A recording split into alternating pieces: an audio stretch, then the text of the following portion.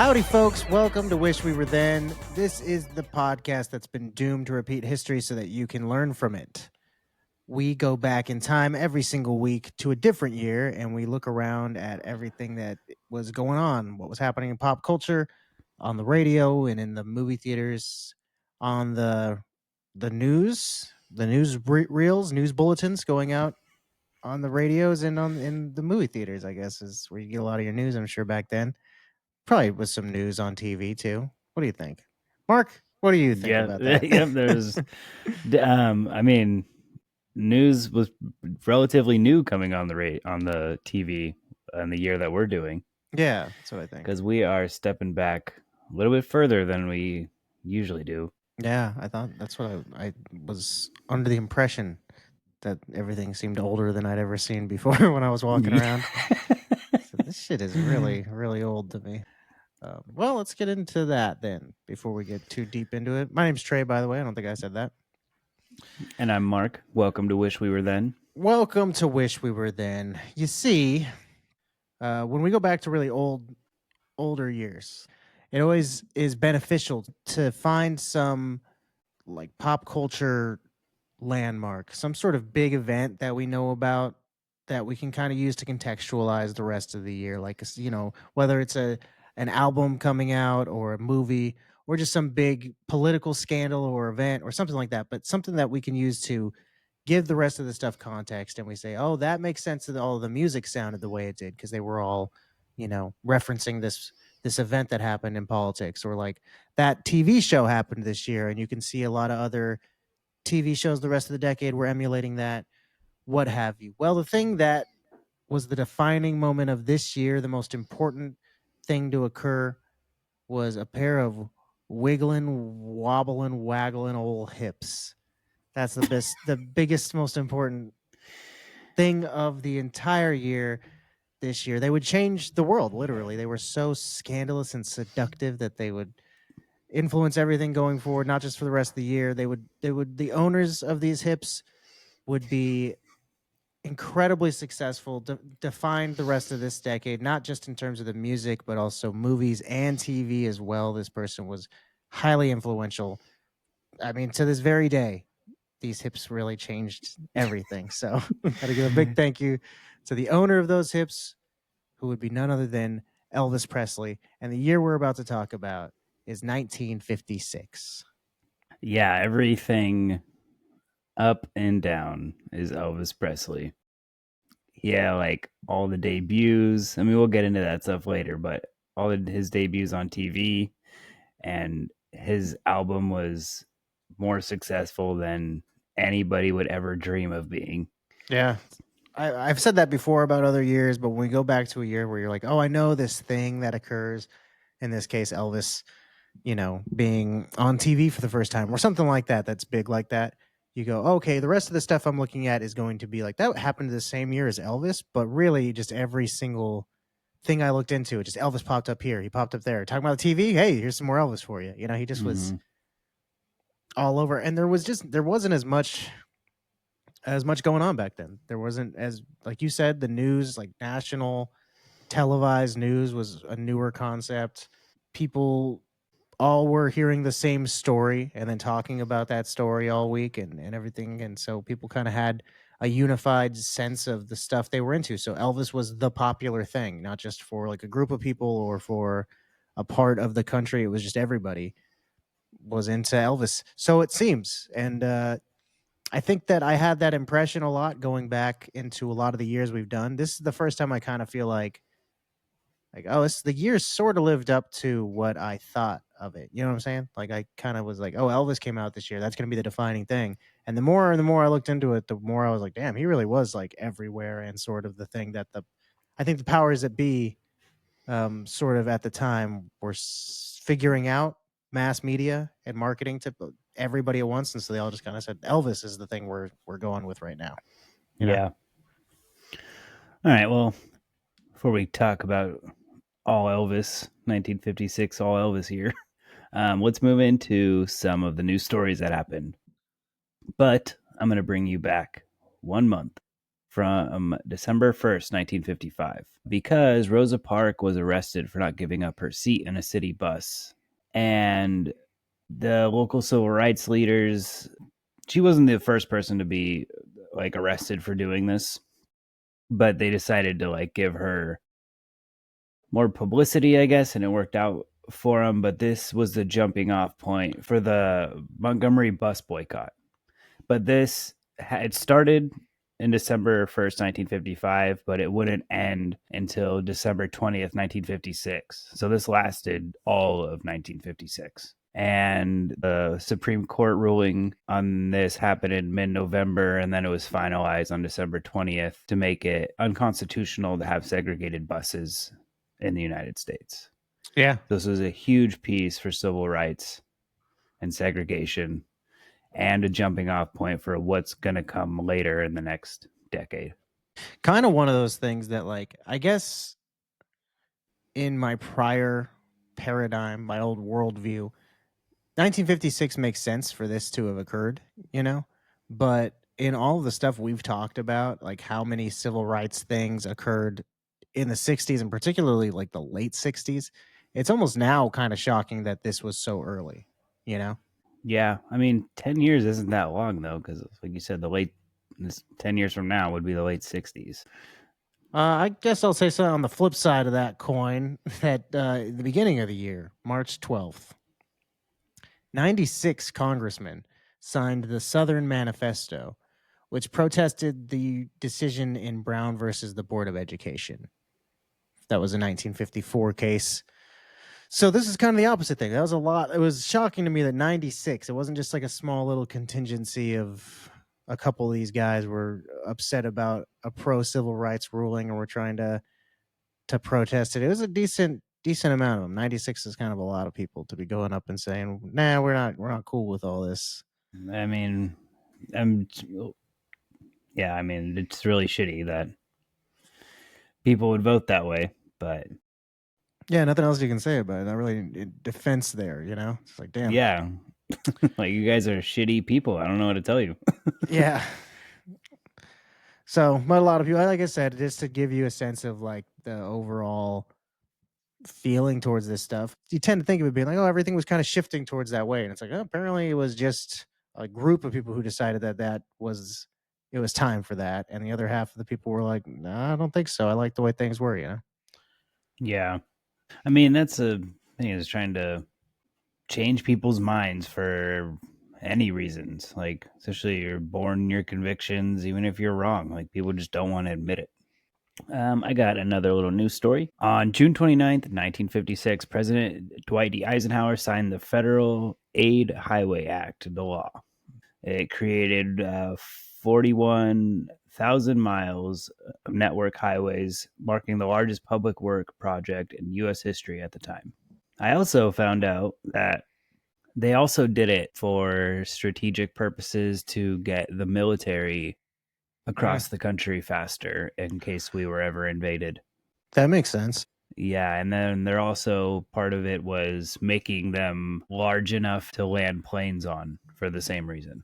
Huh. I've heard that is a possibility. I didn't know that was like an intended purpose of their size was for planes to land on. I think it's like multiple uses, but that was just something that was a factor in Huh. it, you know? Yeah, that all makes perfect sense. It's interesting to realize how much military stuff has shaped our country the way it is. Like, damn, weird. Yeah, I mean, as far as like inventions go, mostly they come in like wartime.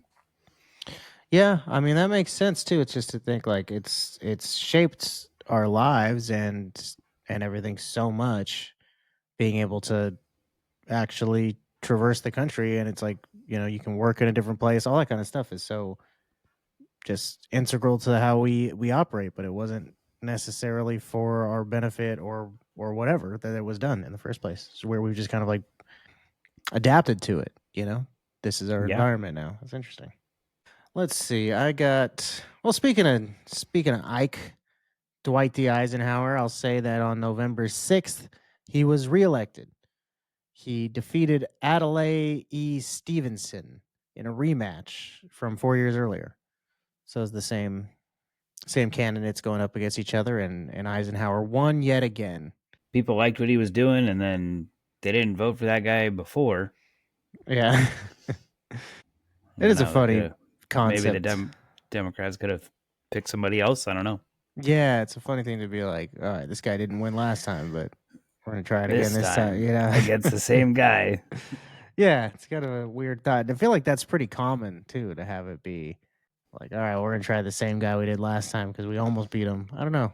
On July 30th, the phrase "In God We Trust" was made our nation's official motto by Eisenhower. It had been used on coins since back in the Civil War, but at this point, they made it the official motto and added it to the paper money. I've Did we mentioned have a motto before. before that? I don't know, actually. That's a good question. Because it's like, did we not have one? And they were just like, we'll just use what was on the money. Everyone likes that, right? Yeah, I don't know. Yeah, it could be. I think it's something we've talked about in terms of the country turning to religious things in times of war and stuff like that. So, but I don't know, I've mentioned prior. I think it's interesting. This stuff. It wasn't just always our motto and always on the money. That it was added Yeah. in the 50s is kind of weird. Like, I think that Yeah. I in think a that the religious, like holding on to the religious aspect of it would have been earlier than that. yeah, The yeah, same with I think we talked about it when they added in under that in God. the Pledge of Allegiance. Yes. Hmm. But yeah, like I said, I'm surprised that stuff wouldn't have been more like way sooner. Yeah, weird to me. All right. Well, that covers most of the news stories for this year. I'm sure there are other ones. We'll leave those on the table for season 2, of which we were then. Yeah. I got some food stuff. You want to jump into foods? Yep. Let's do it. All right. In terms of a business opening up, a restaurant that was available for the first time was Mike's Giant Submarine Shop. Now, this place would be purchased later on in 1975 by a 17-year-old Peter Conkrow, who would change the name to Jersey Mike's. But back in 1956, they opened their doors as Mike's Giant Submarines. You ever go to Jersey Mike's? Yeah. I like I theirs. like when I like the like olive oil and the red wine vinegar that they put on their sandwiches. I I like dig that. that they kind of drown it in that stuff. You sort of, I usually have to say Mm-hmm. light because they go pretty Yeah. crazy. Actually, it's like if I don't say light on it, the first pass through, I'm like, oh, that was pretty good, and then they'll come back and do it again with the same amount of vigor that they did the first time around. I'm like, damn, bro, like once and back, like normal style, or you can hit it. They hit it hard the whole way, and then do it again on the way back. I'm like, Jesus, calm down. That's Mike's way, so Mikey needs to calm down. I like I'm surprised a 17-year-old kid bought it. How? yeah, it was kind of What the impressive. heck? It was an interesting little story that he just had been working there and like saved up a bunch of money and then bought the place because they like the people were just looking to sell it who originally employed him, and he decided he wanted to be the owner, and really worked hard at it and became the owner of this place. You can't work at a sandwich shop and make enough money to turn around and buy the Right. sandwich shop anymore. Yeah, exactly. Let me pull my tips together. How much you looking for? I got about 48.50 here. Yeah. I like their bread. I like how it's like sandy on the bottom. That's how I always describe it. It's got like it's like they It has dropped it like in the the sand flour. It's like the dried outside. flour on the outside. Yeah, it's like they dropped it outside on the way in. Nope, dropped our shipment of bread. Cook it Yeah. anyway. Oops. It's got that Jersey Shore on it. Another New Jersey business that opened up was Mr. Softy, What is the that? ice cream place. They sell like soft serve ice cream. Oh, okay. They're a truck, an ice cream truck. Oh, okay. Yeah, they were pretty popular in olden times. I don't know if they still have them anymore, actually. But yeah, it's a Doesn't sound popular ice familiar. cream truck. Yeah, our East ice cream Coast. trucks are a little different here in Southern California. Yeah, we don't. It's pretty rare even to have an ice cream truck that serves soft serve. It's kind of No, cool they when you don't. see They one. just serve like the frozen, Yeah, like pre-backed ice creams. yeah. They just have like a freezer full of SpongeBob's and Ninja Turtles. Yeah. Yep. But yeah, so it's like an East Coast thing. So there's that. And then I have a couple of products. You have other things like that? Yeah, actually, speaking of ice cream, Dove came out with their ice cream bars. Oh yeah, the Dove bar. Mm-hmm. For And the majority of my life up until pretty recently, I thought it was the same company that made the soap. I just assumed they did. you're like, dang, chocolate and soap. I see you guys. I guess when I was young, I either recognized or saw a chart or something like that of the fact that like Unilever or like Johnson and Johnson, like there were these companies that owned so many things.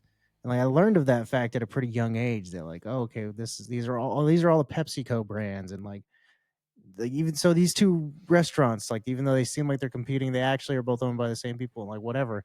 So it just like made sense to me that Dove would own the same company that owns Dove owns food, and they just happen to put their name directly on both of them is what I assumed, I guess. But now it's almost weirder to me that I'm like, why the fuck are they named so similarly? You know, It's elegant. I don't know. maybe one Dove. of them's Dove, and we just don't know. You know, it's like this soap is so luxurious. It'll be like you just dove in a bunch of water. You know, that's what they're going for. Dove soap. I got one more food thing. Cocoa Puffs comes out. Yes, Year. the other chocolatey treat from 1956. Cocoa Puffs are great. I love Cocoa Puffs. Cuckoo for the damn things. Similarly, that was one of the big things of Cocoa Puffs is that it changes the flavor of your milk. You know, oh yeah, I get chocolate milk at the end. Mm-hmm. There were also from 1956, and I thought this was pretty neat. This was from that far back. An invention called flavor straws. It was FLAV hyphen capital R. It's like straws. the like wafer ones that like have stuff in the middle of them. Yeah, I mean, they just were like straws that you would use to drink milk out of. I guess you could probably use other drinks, but I'm sure that was what they intended. And it had like flavor crystals in there that would make your milk taste like chocolate or strawberry or whatever. Oh, okay. Yeah, this is something that I've seen. I remember seeing this when I was like a teenager. I saw a pack of these. I was like, this is so cool. What the hell? This is neat. I didn't realize they've been around since the 50s. That's really cool. I don't know exactly how these worked or like what the inner mechanisms were, but the ones that I had in the 2000s, they were like, plastic. They weren't, it's not like they were edible or something like that. It wasn't just a stick of chocolate that you would eat at the end or something. So I actually broke it open to taste the chocolate bits in there, and it wasn't like they were good. It wasn't like just concentrated little chocolate balls or something like that. They were like weird, a flavoring thing. Like they didn't have a really strong taste to them themselves. So it's an interesting piece of technology. Really, really shocking. Interesting. And the other thing I had here for different food products was Certs mints. Certs? Yeah. Is that like a brand? Yeah, it's a brand of breath mint. Oh, okay. I don't think I've ever heard of them. I think they were like little square mints. I remember them being popular at a certain point. They came in like a little tin. Sounds vaguely familiar, the square ones. Yeah, and you like slid it open to share them. Oh, stuff. Yeah. Mm-hmm. Yeah. I remember those. So you don't see those around anymore. Yeah, I kind of feel like they had a surge of popularity when we were younger, and then, not a thing anymore. Yeah. I kind of feel like I saw some recently, and it made me think of them like, oh shit, Certs. I remember those mints. Well, in terms of products that are not edible, definitely not for eating here, I have a couple things. Clean and Clear. The beauty. Wait, you're not supposed to eat that? It turns my insides clean and clear and under control. I'm regular for the first time since having Metamucil. They actually initially started as a line of shampoos, conditioners, and facial skincare products for sensitive skin. So, the skincare stuff, it's one of those things that I guess I'm like, oh yeah, they definitely had beauty products and stuff like that in the 50s. But it seems like such a long time ago that the technology wouldn't be there. Like, what were you just putting like lotion with sand in it on your face? Like, what was beauty care like back then? But they actually had stuff like there was vanishing cream and stuff like that. So like there were things, I feel like, I don't know, but I feel like people have been trying to do things like that for a very long time, for like thousands of years. Since Egypt. Yeah, even the other cultures do it too. Like the Japanese have makeup, and they have like, you know what I mean? Like, yeah, that's a good point. So I'm sure that's always been a thing. A lot of people put sand with lotion in it on their faces. Hey, people take mud baths. I doubt That's a good that's point. a new thing. Yeah, that's true. You also had secret deodorant that actually initially was a Oh, cream, like you was like a that makes jar with sense. cream in it that You're you like, oh put. yeah, Yeah, yeah. I'm gonna stop stinking. This stuff's strong enough for a man. No one's gonna know it's there. It's secret. And it actually was first marketed as a brand of women's deodorant. It wasn't like a rebranding thing they did later or anything like that. It was like their intention out the gate was to say strong enough for a man. You know, that wasn't their tagline right off the bat, but that's what they were going for. Was like, this is made for women. Hmm. A woman's stink is different than that of a man. Speaking of stinkiness, we got Glade air fresheners.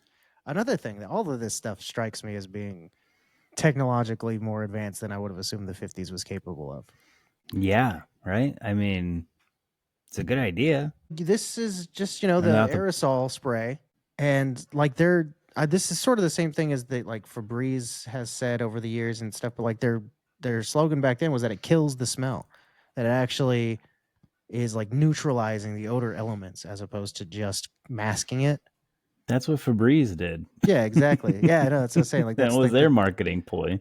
right. And it seemed like it was new. Like they were acting like it was this new way of being like, well, we're Febreze and this is how we do things, But that's how Glade came on the scene. That they said this was intended to actually neutralize to kill the smell. It was designed there, according to marketing materials I got my hands on from back then.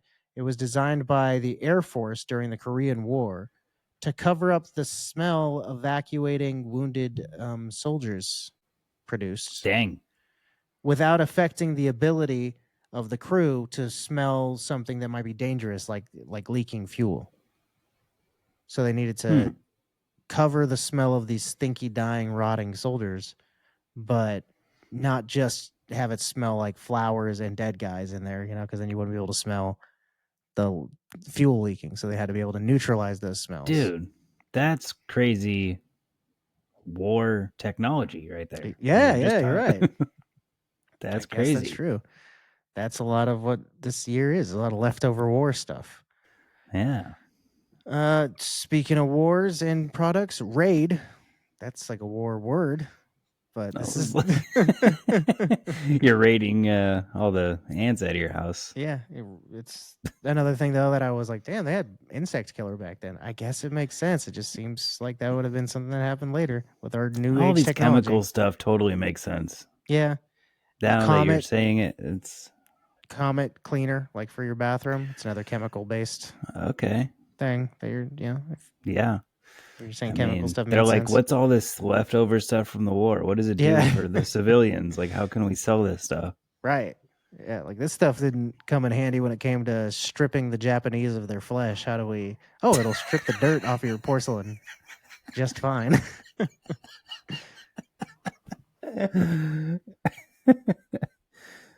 And then the last product here that I have in consumer based stuff, Scotch Guard. It was invented by mistake, actually. It was like this sort of Teflon sauce that they had, they would use to make things like like non-stick pans and things like that. Like they'd coat stuff in this Teflon. Yeah. Mm-hmm. And the person who was working with it dripped some of it on their shoes. And then they had a hell of a time getting the stuff off, but then realized that they weren't their shoes, that this person, I guess, was a slob, was a notorious slob, and was like spilled their Teflon sauce all over the shoes. They went home and ate spaghetti. They were stained everywhere except for the spot where the Teflon was. And so they, decided to market it as a product that you could use to stain proof your household items. So this one feels very 50s to me. I kind of feel like that should have been earlier in the 50s. Like everybody, well, I guess now you finally don't have to wrap your couch in plastic anymore. It's true. So everybody who did that was a holdover from that pre-Scotch Guard. Dang, you don't see that anymore. That's great. You don't see that. I was like, I don't remember the last time I've ever seen anybody have a couch that was covered in plastic. Yeah, it's pretty rare now, I think, actually. It used to be like a joke you would see a lot on TV shows or cartoons or whatever. I also think I just did see that at times in my life, and now I can't remember the last time I've seen it. Yeah, you would randomly see it for sure at people's houses. I have a couple of just quick pieces of tech stuff here that were cool. First, snooze alarm came out this year. Hmm. Yeah, the alarm clock released by GE. So it's actually an alarm you could turn off and let get you again 10 minutes later or whatever, you know? The downfall of America. I'm just Yeah, kidding. for real. Like that's so easy to just let your snooze go and be like, "Ah, Snooze get it and on the next snooze one." Yeah, and snooze. I'm terrible at that. That I'll wake up hours late to an alarm and like fully wake up to the alarm. Go, oh, my alarm's going off, and I'm like, "Fuck, I was supposed to get up 2 hours ago." Like, have I just been sitting here for 2 hours snoozing this thing over and over again, and I didn't realize? I got one that's pretty big. On September 24th, the first transatlantic telephone cable became operational. So you could actually have telephone lines from North America to Europe for the first time. Wow, that's wild. So you just couldn't make international phone calls before then? Yeah. I mean, maybe to other like Canada, you know what I mean? Like other Yeah. places that were in the Americas. Damn. And then Europe, you could do it all around Europe, just not to those places. Wow, that's pretty crazy. Mm-hmm. Huh. Impressive technology there. The word psychedelic was first used to describe certain drugs by Humphrey Osmond. Did So he write a prior to book or that, something? Who's Humphrey Osmond? some sort of medical Some guy. guy. He's doing drugs. I don't know. He was a stoner. He was just like, dude, this thing's psychedelic. We're Like, gonna that's a start using great that, word, man. Humphrey. Writing it down. What's the day's date? Yeah, I think that's funny though. I mean, it's a cool sounding word. That's it. Kind of is makes a little bit of sense that it's not like some old fashioned type of word. It's like it is. It sounds neat. Psychedelic drugs. You know, like that's a more modern naming for them because Yeah, they it haven't been sounds like called that for a hundreds of years. You know. sounds like it should be short for something. Psychoactive Mm. Delafungus. I don't know. Parliament Funkadelic. All right, and then I got one other. I got a video game based thing. You got anything else to do in tech stuff? I do. I was super surprised to see this because I don't even know how anybody had the concept of this yet. The Dartmouth Summer Research Project of Artificial Intelligence was held on June 18th to August 17th, 1956, at Dartmouth College in New Hampshire. Widely considered the founding event of the artificial intelligence field. I super shocked. I was like, can hardly understand how AI works right now, and I have cell phones and shit. Yeah, And these guys were like, pretty the immediately. giant refrigerator computers, they're going to be Yeah, us one day. Like, yeah, that they were able to kind of right away extrapolate. Okay, if these things can compute something one day, we can have them do that on their own they can to some compute how we degree. compute. Yeah. Well, here, that actually ties in so well. I'm gonna just piggyback on that on my next thing because I'm always very excited when I find video game information from way back in the day. And I actually did manage to dig something up for this year, but it ties in very well with what you were just talking about. Arthur Samuel invented a checkers game that was shown on TV for the first time this year. And this is actually considered the first demonstration of artificial intelligence. Oh, There was a game that learned how to better play checkers based on all the games that came before it. It would utilize the knowledge that it learned off of its opponents and change its strategy moving forward.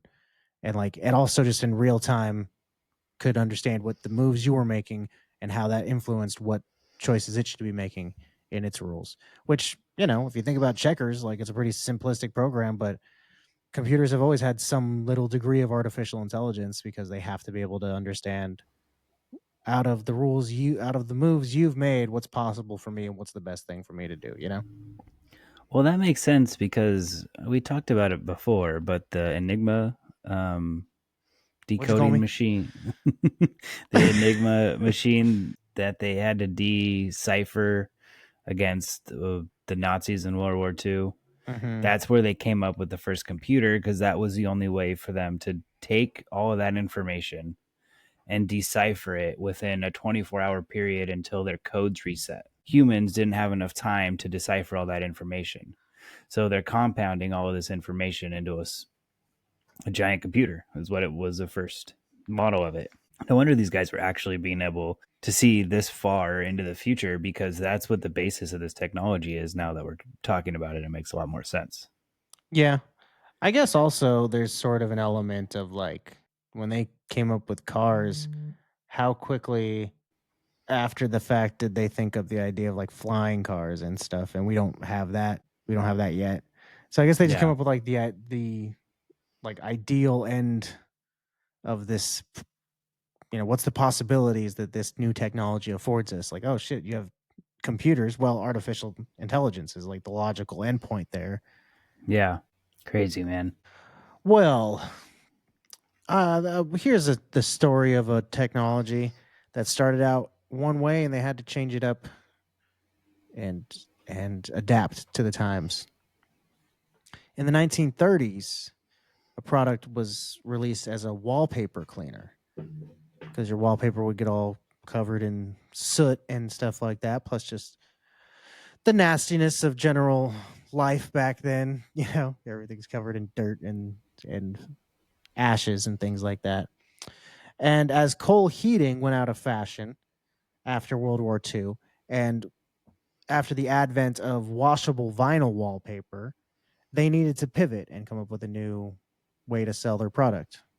So Noah McVicker, who was the inventor of this stuff, his daughter-in-law, Kay Zufall, was a nursery school teacher who had seen an article about using this wallpaper cleaner putty for art projects. And she persuaded her father-in-law to sell this stuff as a toy. And she and her husband came up with a new name, which was Play-Doh. So Play-Doh, for the first time, was taken to an educational convention in 1956 and launched in stores later that year. Dang. That's pretty cool. So people are just like smothering Play-Doh on the wall and then like ripping it and then like pulling it off, and it'd be all the stuff would be stuck to it. Yeah, yeah, pretty much. Like kind of like how people use silly putty to, you can peel a Oh yeah, newspaper those like comic. silicone. Oh, I was thinking like people have those like weird silicone balls that they like put inside their air vents in their car, Oh yeah, yeah, and yeah, they just pull like it that. off and all that stuff stuck to it. Yeah, basically the concept, I guess. Because yeah, like I said, everybody had coal heating in their house, so Mm-hmm. that just produced so much smoke and soot everywhere that all your wallpaper was all nasty. So yeah, they just mushed this clay thing all over the walls and cleaned it off. But it's funny. It's one of those things that you think of as a kid, sort of like bubble wrap, where you're like, man, the people who invented bubble wrap would make billions of dollars if they just started selling it as a toy, you know? Yeah, that's true. And like, aren't that many things, but there's some stuff in life where you're like, this is a product that everybody uses as a toy as like its secondary use. And you got to imagine kids were playing with Play-Doh and their moms were being like, that's not for playing, that's for putting up on the wall and stuff. And then eventually it Yeah. just became a toy. Dang, that's crazy. That's pretty cool. Another pretty big product that was launched in the toy sphere is a game called Yahtzee. This came out in the United States for the first time, which I thought was pretty cool. But it is based on an English game called Yacht, like spelled like the boat. Mm-hmm. So pretty similar, Yahtzee and Yacht. Like it's kind of just tweaked a little bit. So it's an older game than it would seem. It's got Well, when you said that, the first thing I thought of was I bet you people were playing that game before, because all you need is dice.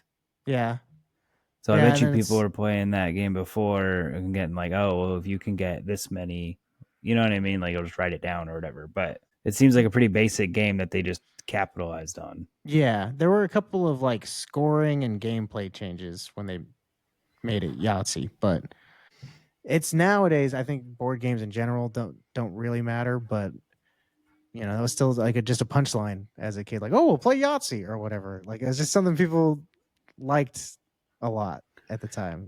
Yeah, definitely a household name. Everyone knows what it is, even if you don't play it. I honestly, I don't really. I've played it like a couple times. I don't really know. Isn't it like just like playing poker, kind of, but with dice?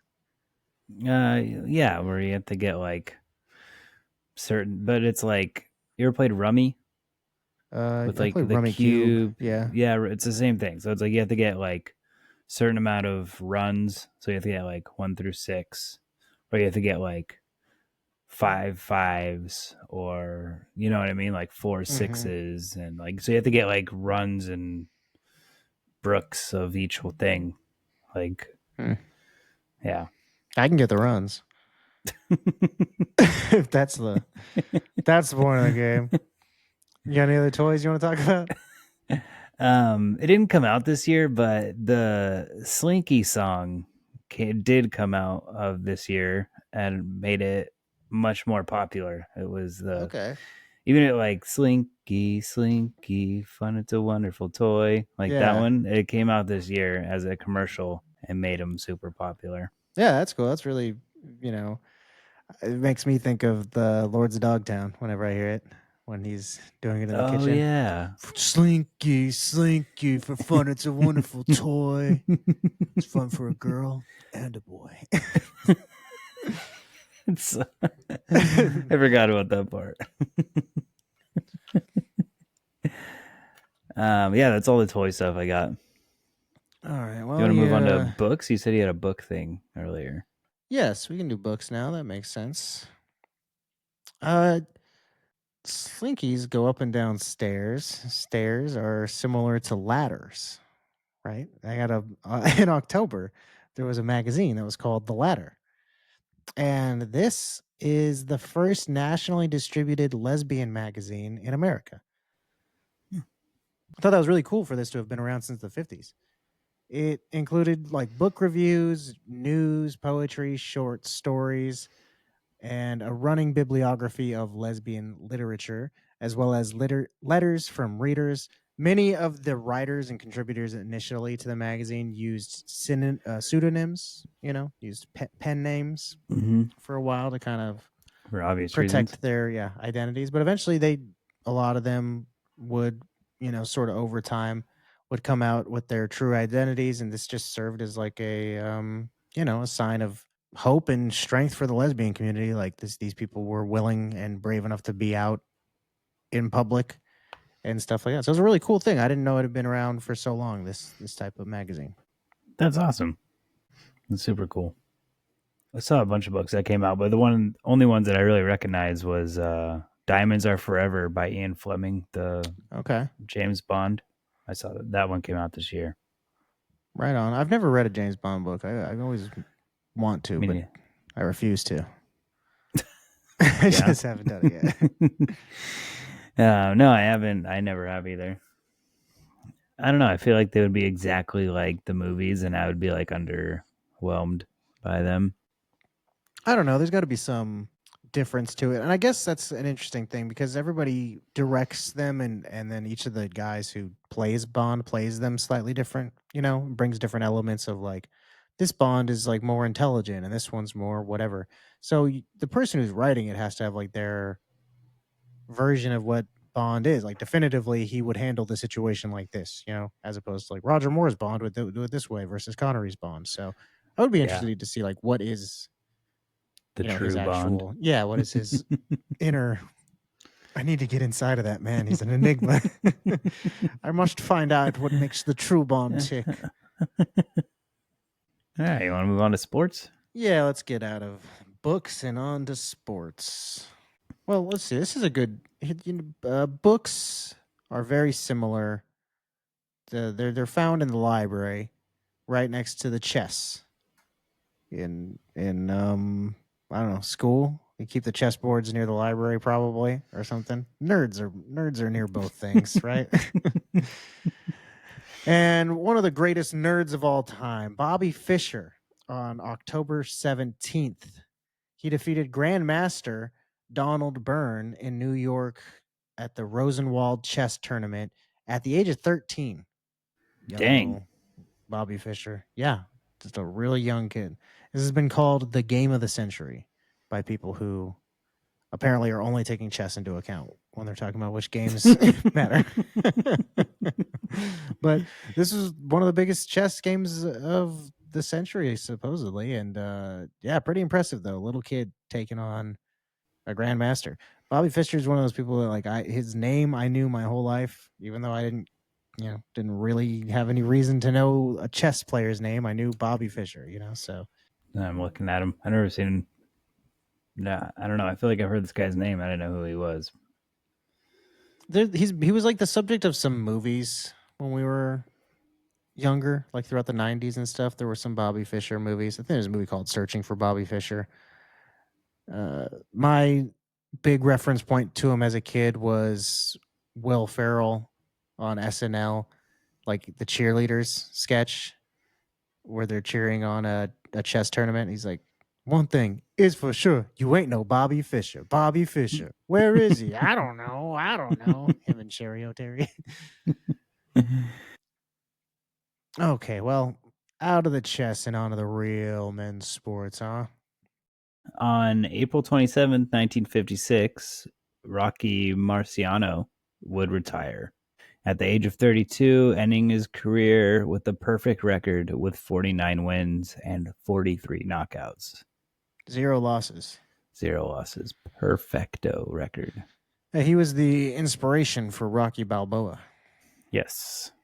Pretty neat. I feel like that's, kind of the end of that old era of boxing. You know what I mean? Yeah, it definitely changes in the 60s and 70s. Yeah, would have been cool. I mean, I've never seen him fight. I've seen pictures of him in pizza restaurants. That's about my extent of my knowledge of Rocky Marciano. Yeah, right. I got a big old banner of him at Bronx in San Diego. Well, speaking of Brooklyn or New York, the Brooklyn Dodgers pitcher Don Newcomb was named the National League Most Valuable Player and was the first person to win the both MVP and the inaugural Cy Young Award. So this was the year that the Cy Young Award would be given out to pitchers. Cy Young was a pitcher way back in the day. He started in 1890 with the Cleveland Spiders. That's cool. And ended his career in 1911 with the Boston Rustlers. That's fun. I like that he had these names that don't exist anymore at all. That's cool. So yeah, that's who the Cy Young award was named after, and people are still receiving it today. But Don Newcomb would receive it for the first time. Well, speaking of baseball, on July 25th, Pittsburgh's Roberto Clemente hits the first and only walk-off inside the park grand slam ever, winning 9-8 over the Cubs. Holy crap. Yeah, How did that happen? All of those qualifiers in there. It's the only time that's happened. I had to look into it. Do you know what that all means off the top of your head? A walk-off inside the park grand slam? Yes. Okay, cool. When you hit the ball inside of the park, and you still get around to make it a home run, but the bases were loaded. What's the walk-off? What's a walk-off mean? A walk-off means that was the last play of the game to win. Damn. Okay, cool. So if you get a walk-off home run, it's like you hit the home run, now the game's over. Right. Well, this is the only time it's ever happened, all of those things in one play, and it was all the way back in 1956. Dang, that's crazy. I mean, it's crazy that it even happened. Yeah. It kind of, it seems like just the way all of those things can coalescing all at once. It's almost just like, it feels like it should be like winning a buzzer beater. It feels like, oh, this is the big thing. Like this is the ultimate ending to a baseball game. But it really doesn't ever happen. It's just happened the one time. But it seems like this would be, like, oh, everything's perfect, and I won the ultimate win. But it is a myth almost. Yeah, it's an enigma. Yeah, it's only ever happened this one time. That's crazy. I didn't even know them. That's insane. All right, well, let's move on to the champions of this year. The World Series champions were the New York Yankees. The NFL champions were the New York Giants. The NBA champions were the Philadelphia Warriors. And the Stanley Cup champions were the Montreal Canadiens. To speak on the Yankees game there, The Game 5 of the World Series. Don Larson pitched the only perfect game in World Series history. So another thing that was a very historical thing to have happen that would never happen again. Another thing you think would have occurred at some point in the last 70 years or however long this has been. But nope, no one else has ever pitched a perfect game in the World Series. Damn, it's crazy. They don't really let people pitch all the way through on games like that anymore. Like, I feel like if somebody was having a perfect game, Yeah, I think that would be the only reason that they would keep him in. that makes sense.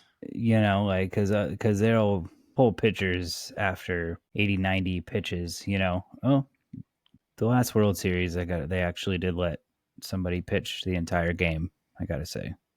Yeah, but that makes sense. It'd be rarer. Like I think of the same kind of thing happens in basketball sometimes. I remember Kevin Durant was gonna have the record number of games in a row making a 3-pointer, but then he like got benched one of the games or something like that. And Kerr was just like, he's playing on fire right now. Like that's what we need from him. I don't need him to be breaking records. Like I need him to be playing well. So that's what we're gonna focus on. So I can see the rationale for it. I'm sure as a Yeah. player, it's got to burn a little bit. You're like, damn, I wish probably means a little bit more to have your name on a record than to have a ring. Yeah, I don't know. We'll have to for sure. ask every player.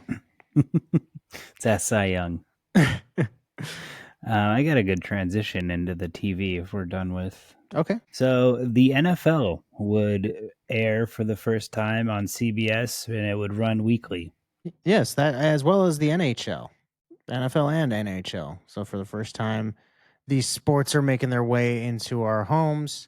I feel like that makes sense. I mean, it's interesting to think of the world prior to this. There was no football on TV, really. I mean, maybe local stuff and whatever else, but like this is the world as we know it is coming into shape. TVs are becoming very popular at this time too. Yeah. This was like the upswing of all of that. Yeah. Well, speaking of television, get into some of the most popular programs. The two biggest TV shows from this year over the course of the year had got to be the $64,000 question. I think it's a funny amount of money. It seems kind of arbitrary to me. Like, why not 65 or just 60 or something like that? 69. Yeah, make it funny at least. I Love Lucy was very popular. It went from being the number 2 show to the number 1 show halfway through the year, so that was very popular. Ed Sullivan went from the 3rd to the 2nd most popular show. So Ed Sullivan and I Love Lucy are both extremely popular and gaining popularity as time goes on.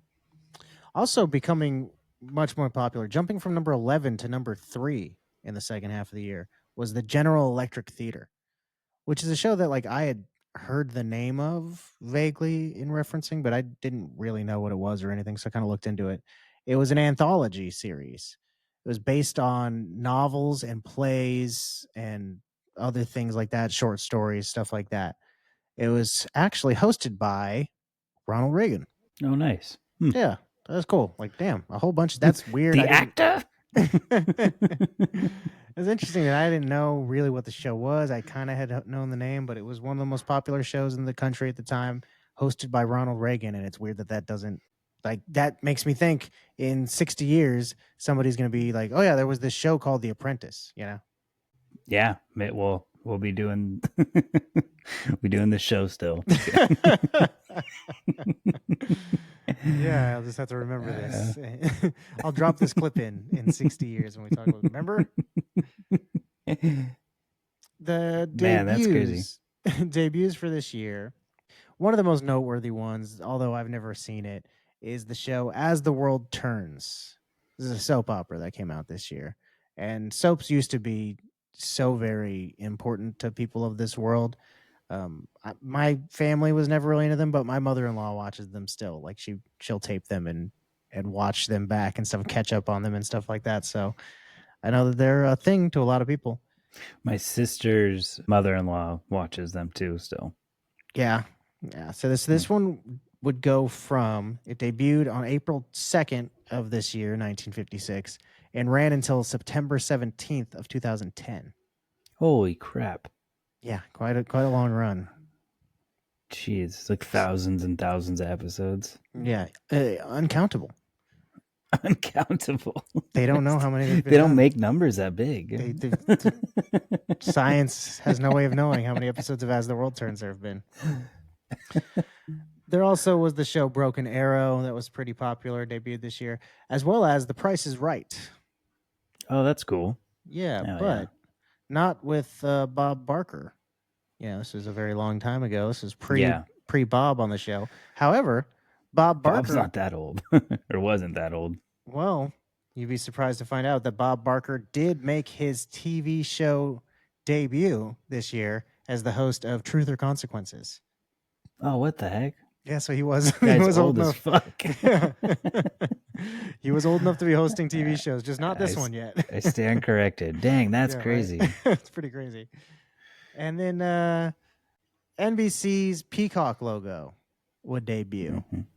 They actually put out the colorful logo as a way to advertise, the advent of color TV, because NBC's owner, RCA, the company that owns NBC, they made color televisions. So as kind of like a way to cross promote, they made this new logo that showed off the colorful stuff. I guess if you had a black and white TV, you'd see that you're used to seeing television shows, so you're not thinking about what you're missing because you're used to seeing them in black and white. But every commercial break, it comes back and it's like, oh, That's pretty cool. Yeah. like fuck, I could have a color TV set, I guess. There's a couple that I watched was Zane Grey Theater. It came out on October 5th. I've read a few Zane Grey books. He's an author from like the early 1900s who wrote westerns. Oh, cool. So it's like a So western these were show. so these were just like little clips of his. I watched like two of them. They were pretty cool. It's pretty much what you'd expect. That's neat. 1950s westerns, Yeah. But then I watched the Steve Allen Plymouth show. It came out this year too, but it was like a skit show, and it kind of just like it's kind of weird. It kind of just like was guys on stage like doing skits, and there was no like host or like there was like a guy like played piano. It was like the beginning intro, who was Steve Allen, and then it was just like skits and music stuff and more skits, and then it was pretty funny. Some of them were actually pretty good, pretty clever. That's cool. Last little TV thing I'll say here. I thought this was pretty damn interesting because it echoed today so much, and I've never seen anything like this in all of my years of going back in time. On March 11th, Laurence Olivier's film Richard III. Laurence Olivier was a pretty popular actor back then. Some people say he's the greatest actor of all time. His film Richard III debuted in theaters as well as on NBC. It was the first time they had ever done that, to put it out in theaters as well as on TV. And it just feels so similar to how things are now. Like things will come out on streaming and at the same time as in movie theaters and stuff. And so that was interesting that had been around for so long, Yeah, it was just considerate, I guess, versus being like a marketing ploy. At this point, TVs were probably something, it wasn't like most people had them. This was probably kind of been done hand in hand with the people who made TVs, Yeah. Be like, oh, if you buy a TV, you'll be able to see that new Laurence Olivier movie, We talked about Elvis Presley being on TV. Do we want to talk about that now, or do we want to talk about that in the music?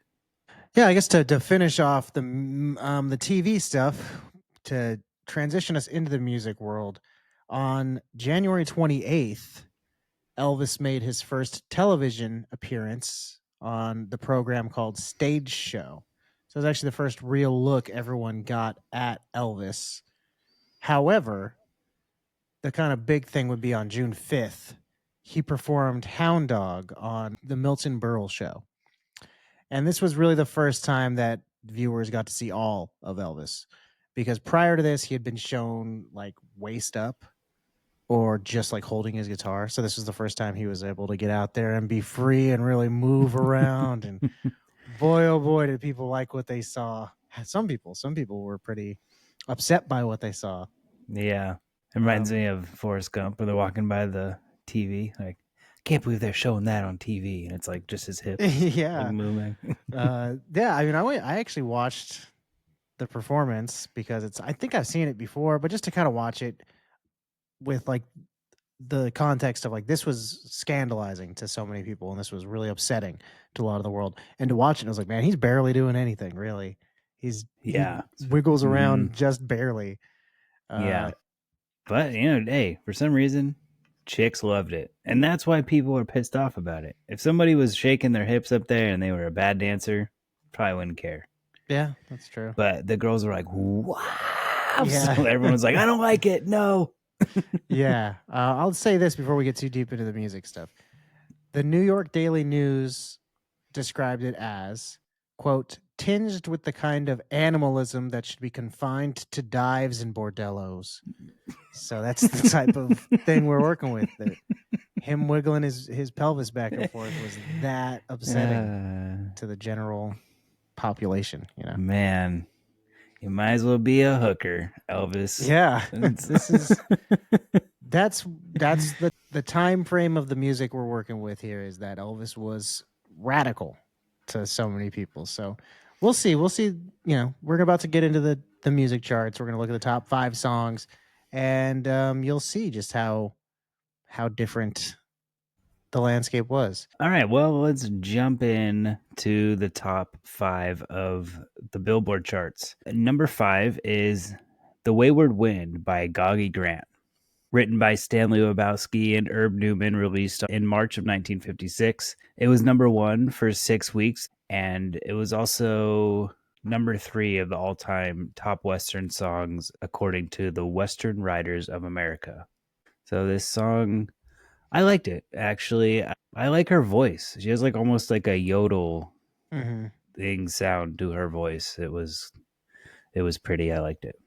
This is one of those ones that I like right upon first listen. It wasn't really till I read the thing about it being chosen as one of the top 100 Western songs that when I read that, I was like, oh, I guess this is a Western song. Western is a good way to describe it because it's not really country necessarily.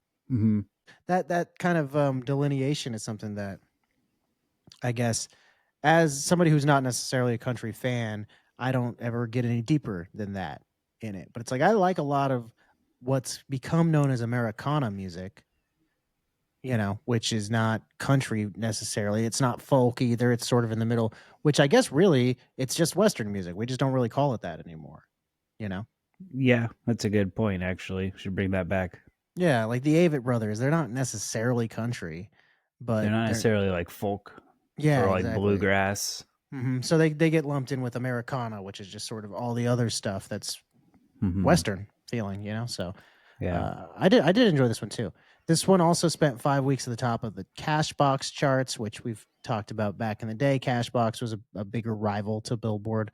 They're not necessarily as known anymore, but back then this was a big deal to get up 6 weeks Billboard, 5 weeks on top of Cashbox. The artist here was born Myrtle Audrey Ahrensberg and was given the name Goji by A&R head at RCA, Dave Kapp, who liked a restaurant called Goji's LaRue. So he just liked the name of that restaurant and was like, "Hey, this is a better name." Both names are not great because I don't know if it's Goji or Gogi or Gogi or how to pronounce this name. I guess it's marginally better. Goggy is what I Gogi. thought. That's what I I see thought. Goji is how I would pronounce it. But even then, it's like I don't really know. It's not like either of those is a name that I have familiarity with to be like, oh, that's what it is. They are both either way marginally better than Myrtle Audrey Ahrensberg. That's not really a pop star name. I think so. Audrey Ahrensberg would be a good name of state. I think that flows well. I think you can just get Audrey rid of LaRue the Myrtle. if you want to name her after that restaurant. Audrey LaRue would have been better than that. Would have been a good one. Maybe Audrey was a popular name back then. Maybe. Getting overshadowed by Miss Hepburn. I guess that's true. Last little bit of information here is that Neil Young named it one of the 5 songs that most inspired him growing up. That's cool. Yeah, so this song is directly. If you like Neil Young, you'll probably like The Wayward Wind. I did enjoy this one. It probably is my favorite one on the top 5, I would say, probably. All right, number 4. We got My Prayer by the Platters. This was released in July of 1956. Spent 5 weeks at the top of the Billboard charts. It was originally written by violinist George Bolender back in 1926. It was called Avant de Mourir, before dying, is how that translates. Lyrics were added in 1939 by Jimmy Kennedy. It's funny, Jimmy Kennedy. It's very close to Jamie Kennedy. I wonder if they're related. And Carlos Gomez Barrera is also listed on the wiki as a lyricist, but I couldn't find any other mention of him in any other research that I did. I tried to dig up how he was affiliated with the song, but was not able to strengthen that connection. The Platters were featured in the movie Rock Around the Clock that came out this year. So they were actually like a pretty well-known group of the time. They're kind of one of those ones that, we don't really, they haven't survived that much. They're not like a name that I recognize, but they were like a really well-known group for their time, kind of one of the more popular acts. Well, this guy's a fantastic singer. Let me tell you. At the end, this guy gets it. The Yeah. end of the song. Yeah, they were definitely like a sensation for teens, who were like into this new. They were kind of like a newer sounding group, I think, for the time. They actually had a really interesting story in terms of like the behind the scenes workings for the Platters themselves. So the group was incorporated this year in 56 as Five Platters Inc. Each of the members were given 20% stock of the business that the band was incorporated as. They also received full royalties for their songs, and they had their social security paid by this like incorporation, which I thought, well, that sounds kind of cool. When I first was reading it seems sort of neat to give them some sort of stability or something like that. Then it turns out when they left kind of one by one over the next couple of years, this guy, Buck Ram, who was a music entrepreneur that they brought on as kind of like a coach and mentor, he started to buy their shares as they left. And he argued that he had control over the name because now he owned all these shares. And as they sold off their shares, then they would stop receiving royalties and all that kind of stuff. So all their benefits went out the window. So the court ruled against Five Platters Inc. Because they said it was a sham and was used to obtain ownership of the name. And the issuance of stock to the members violated California corporate securities laws. So essentially it was ruled, illegal to do it that way. But they kind of got dicked over for a number of years on all their royalties and stuff like that because they were sort of tricked into incorporating in a weird sort of way. Damn, that sucks. Yeah. Like I said, at first I was like, oh, that's neat. They kind of got a bunch of rights and stuff like, secured by this. And then turns out, no, it was just a way to steal their name and take away all their music rights. Mm-hmm. The music industry is super shady. And at this time, I'm sure it was like just getting developed. You know what I mean? Or just like developing into the shadiness that it is. Or maybe it's always been that way. Who knows? Yeah. Yeah, I mean, it's a young industry at this time, so you got a lot of people just figuring out what they can get away with. And there's not any sort of laws in place to protect people, then they can get away with whatever they decide to do.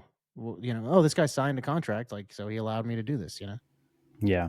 All right, number 3 is Lisbon Antigua, or Lisboa Antiga by Nelson Riddle. It's a popular Portuguese song originally written in 1937 by Raul Portela, Jose Galardio, and Amadou do Valle.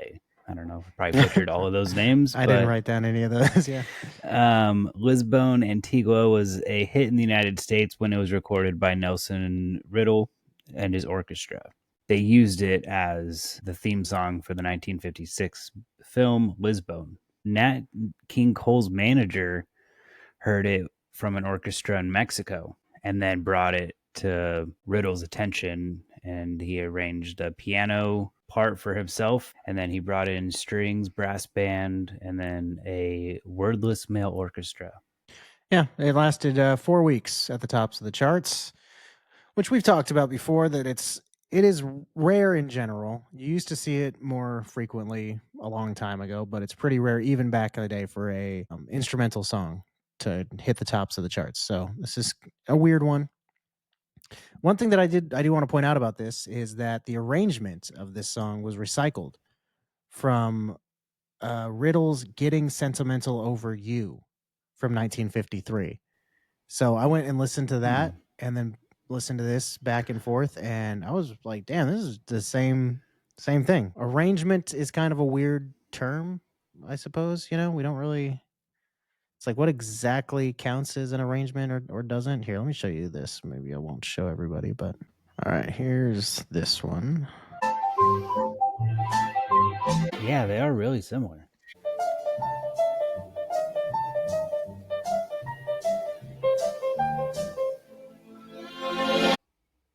Yeah, so there's that. I mean, it's kind of just the same song, you know. Yeah. I listened to like the original Portuguese song, then I listened to the Nelson Riddle one, and it's like, oh yeah, you can hear that they're the same. Then I listened to the two Nelson Riddle songs back to back, and I was like, wait, those two are the same. So it's kind of weird how these are all the same song. It's actually a pretty strange thing. You kind of have to listen to them each to hear the connecting threads, but Maybe Nelson Riddle had heard that song somewhere else subconsciously and then wrote that one. I don't know. yeah, the sort of like little piano Mm-hmm. that's not really in the original one.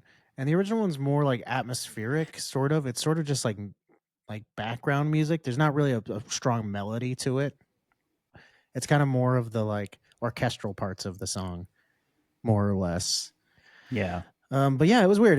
It kind of is all just presented in a way that's like, oh yeah, it's this old song, and then he rearranged it, and here you go. And then I later found that it was based on this other arrangement. I kind of dug that up, and then I was like, wait a minute, fuck, this is all how are these all connected? Like they don't really go into the fact that these are all sort of the Details same about that. song. Yeah, weird. All right, let's jump on to number two. Number two is "Don't Be Cruel" by Elvis Presley. We told you he was coming, folks. This came out on July 13th of 1956, one of the few we actually have concrete data on. Usually they just tell you the month.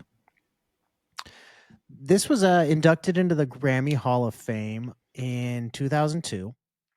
It's number 197 on Rolling Stone's 500 Greatest Songs of All Time list, which we bring up a decent amount. Writer Otis Blackwell had sold the song for $25 initially, which would be about $289 in 2024's money. So, Okay. yeah, he didn't make a ton of money off of this one, unfortunately for him. Elvis was credited as a co-writer on this song because he would like make alterations to some lines sometimes. Like he would, oh, I don't like that. I'm gonna change it to this now. Huh? That's what I would say, Mama. And The Johnny Bravo, or is that Elvis? the writers would like give up royalties to the song. They would be like, "Yeah, okay, you're a co-writer," just so that way he would do the song. Be like, "Oh, I wouldn't say is, I would say was, little mama. If you want Elvis to do your song, you'll accept me as a co-writer now." And they'd be like, "I guess, well, we'd rather have Elvis do it than not have him do it, so he'll be a co-writer." So there's a lot of his old songs that he's a co-writer of that he didn't really do too much other than add in some minor alterations here and there.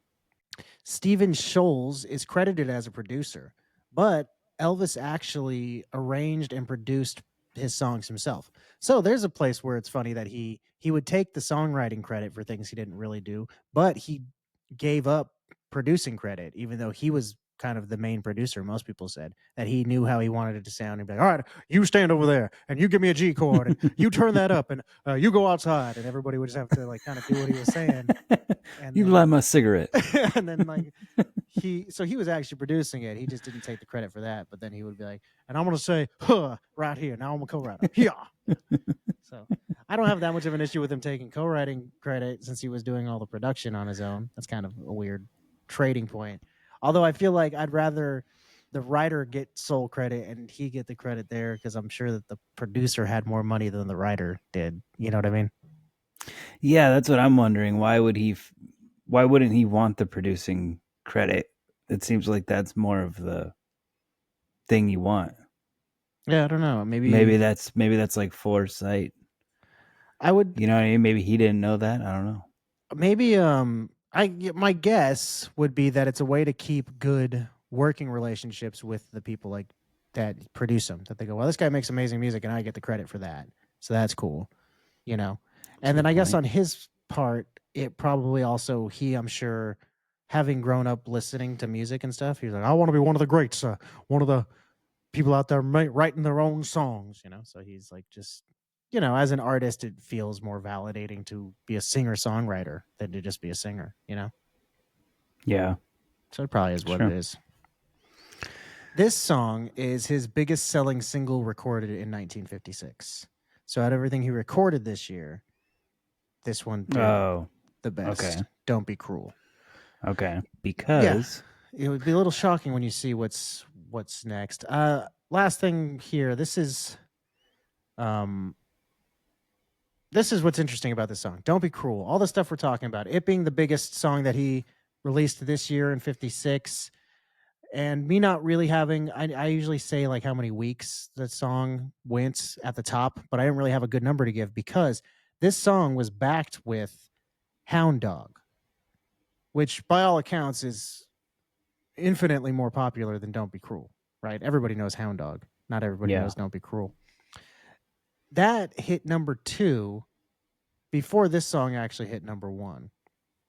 Between the two songs, it stayed on the charts at number 1 for 11 weeks. But we don't really have a solid breakdown of how much of that time was Don't Be Cruel and how much of that time was Hound Dog, because they're kind of sort of packaged as a double A side. That wasn't really a thing at the time. This was all really confusing, and I had to do a lot of work to try to dig this up. Later reissues of this single do have it designated as a double A side, but at the time it wasn't. It was just an A side. And then when they saw how good Hound Dog was doing, they kind of just sort of said they're both A sides. That was more or less the B side initially. So realistically, Hound Dog should also be on this list, and Don't Be Cruel and Hound Dog should both probably be a little lower. But this is kind of taking both records sales into account. Credits. Yeah. Gotcha. But if you look at the songs that came out this year and kind of go, wow, I'm surprised Hound Dog wasn't anywhere on this list, it's because Don't Be Cruel kind of took over its spot, more or less. Interesting. Yes. But a lot of things were different back in this time when music was being released. There wasn't as a concrete way of doing things, like there is these days.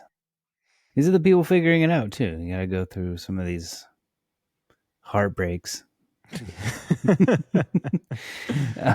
Speaking of, number 1 is Heartbreak Hotel by Elvis Presley, released on January 27th, 1956, written by Mae Barone Axton and Tommy Durden, and credit also goes to Elvis for reasons that Trey had just mentioned in the last song.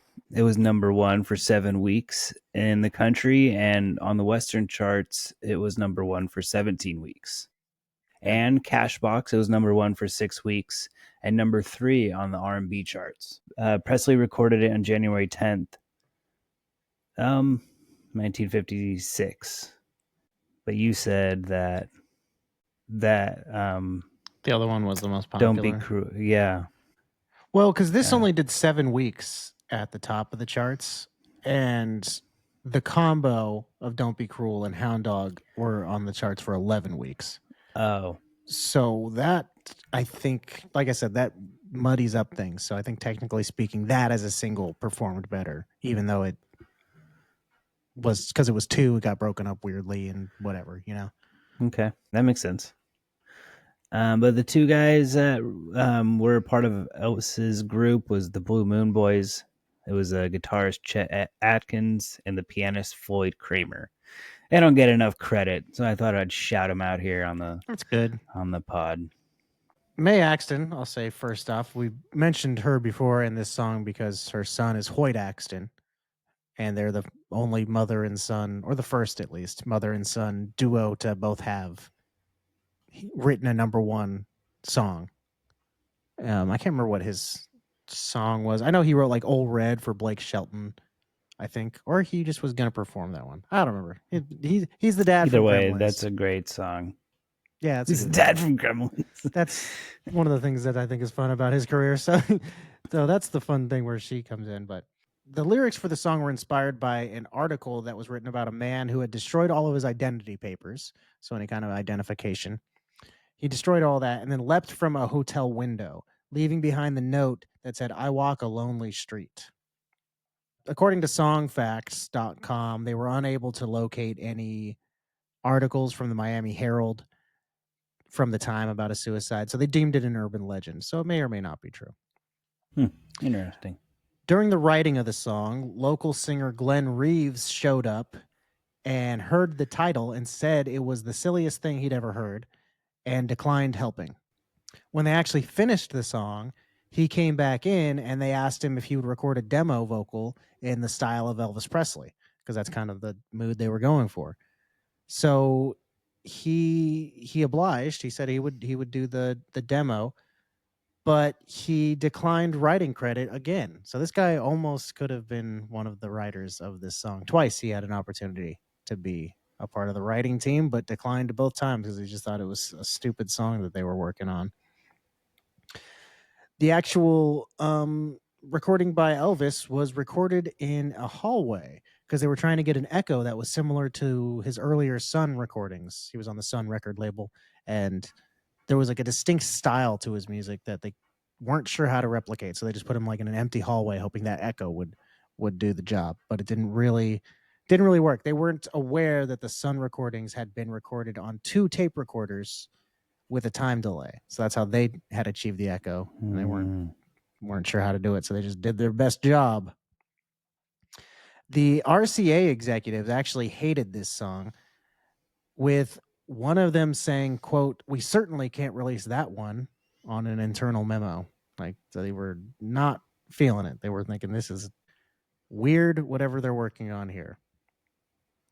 And then the BBC deemed it unfit for general entertainment and placed it on their restricted list.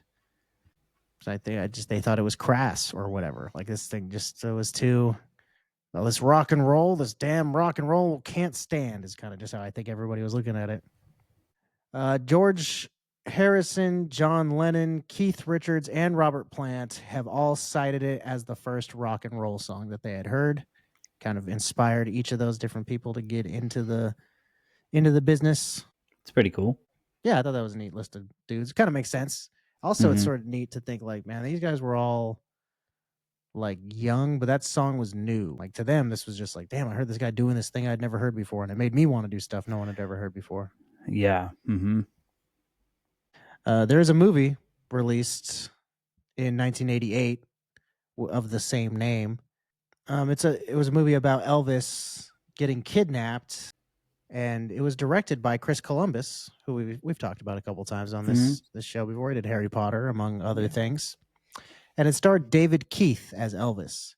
I don't know who David Keith is, but his name backwards, it's Keith David.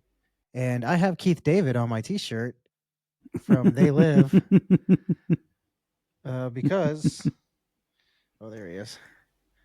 He was born in 1956, and that was the only thing I could find that related to 1956 on anything that I owned. So there you go. Happy birthday, Keith David. You got a bunch of Elvis shirts around. You just don't want to admit it. Yeah. Okay. Yeah. Well, before we move on from Elvis, let me just ask you, because he took the top 2. We talked about his debut on TV. He's got some movies and stuff too that he was really popular for the time. What is your relationship to Elvis? Very, very, very popular with one of my aunts. Like, she had a entire room designated, like all of his paraphernalia, like wall to wall, and they would go to Vegas all the time and see him back in the day. They love Vegas. That was a big part of it too. So yeah, actually, I've been hearing Elvis my entire life. What do you think of the music? I like the music. I mean, I just, maybe because it's nostalgic for me. Yeah. But I think it's a lot of fun, but I think there's things that I don't like. Even like older Elvis, his singing and things are like, he's so good.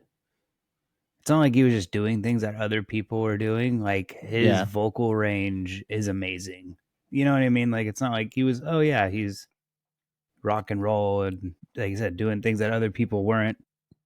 But he was also like amazing at it and just happened to be really good looking. And I kind of feel bad for the guy because of like he was the first person to have to go through fame like that to that extent. That's true too. I'd say that's all a good point. How about you? What do you think? What do you think of LV? He actually was one of my first like favorite artists when I was a kid. Oh, okay. When I was really little, like 10 or whatever. I can't remember which was first. That I either got Elvis or the Beatles. One or the other. I got like the Greatest Hits album. Those were like my first 2 CDs though. But I just knew of those as being rock and roll's greatest acts. Were the Beatles and Elvis and things that I had heard all the time. So I just had his Greatest Hits CD when I was a kid. But I really loved that, and so I loved all of the earlier things on there. I'm trying to think of what it even had on there, but I just like I knew it had like Hound Dog and Don't Be Cruel and all these songs from the 50s. So I don't think it really had much by way of his 70s stuff at all. It's like I didn't really hear much of that. I don't even think it had like Burnin' Love on there or anything like that. So I didn't really hear any of that stuff till I got older. But I really, I grew up loving his 50s stuff a lot. Jailhouse Rock's probably my favorite Presley song. Mm. How about you? I always liked Hound Dog when I was a kid, actually. Okay. It was the obvious one, but it was like the cool, it's really rocking. I like his acoustic guitar rock that he has going on, I think it's cool stuff actually. Okay, let's look at the other music here a little bit. I'll say first off some debuts for the year. You had the debut albums of artists like James Brown, as well as Roy Orbison, Rosemary Clooney, Johnny Mathis, and then a band that I thought was very fun that I could not find any recordings of them, unfortunately. But I was looking through an old Billboard magazine from the end of the year in '56, and I saw that the debut album of a band called the Scooby Doo All Stars came out. Unfortunately, I was not able to listen to it, but That's a great name. I was like, oh shit. So the dog, I wonder if the cartoon Scooby Doo was named after this, or When did the Scooby Doo cartoons come out? 69. So yeah, so way before that. Yeah, Is so the Scooby Doo like a magazine thing or like a that's what I was wondering. Maybe it's some like a old reference that the band was referencing, and that the cartoon would have also been referencing that now is lost to time.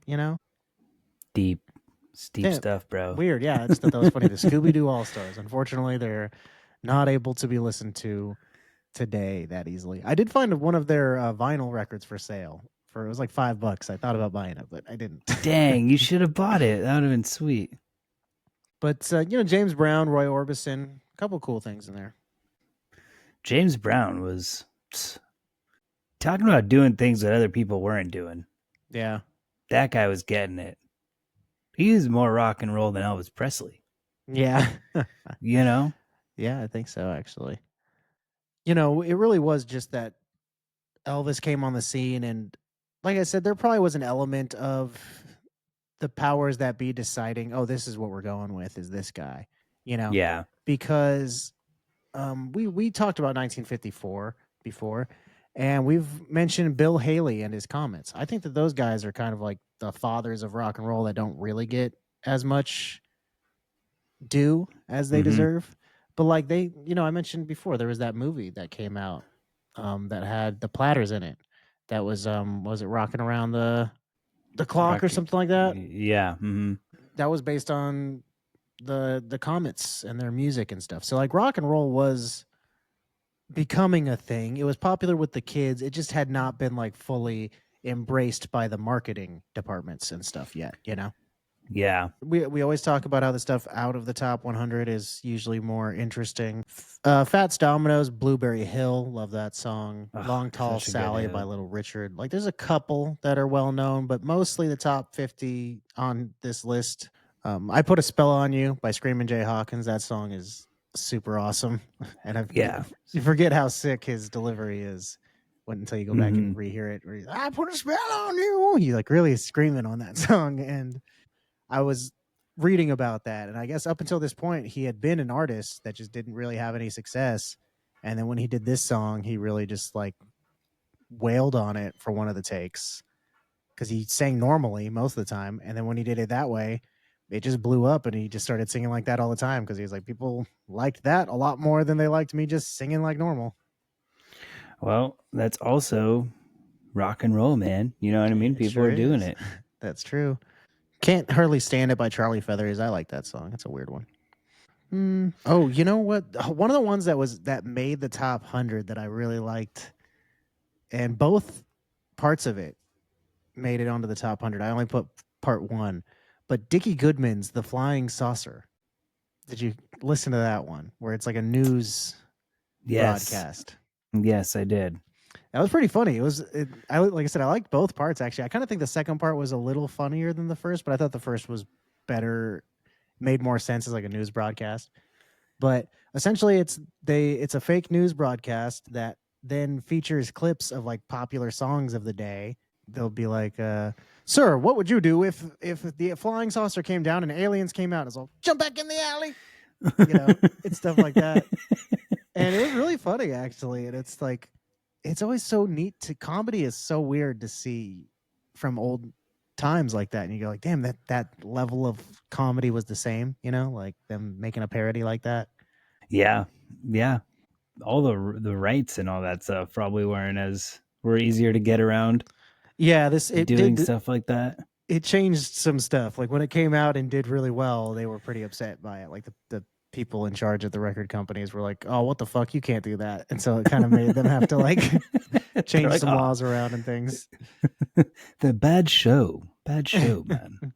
But yeah, I thought that one was pretty cool. That was one of my favorite ones in the top 100. I didn't realize I was in the top 100s because you always do like funny stuff in there. Yeah, no, but it was fairly high up actually. I was pretty shocked. Both, like I said, in both part 1 and 2 were in the top 100 for the end of the year. So that was actually my favorite like funny song in there.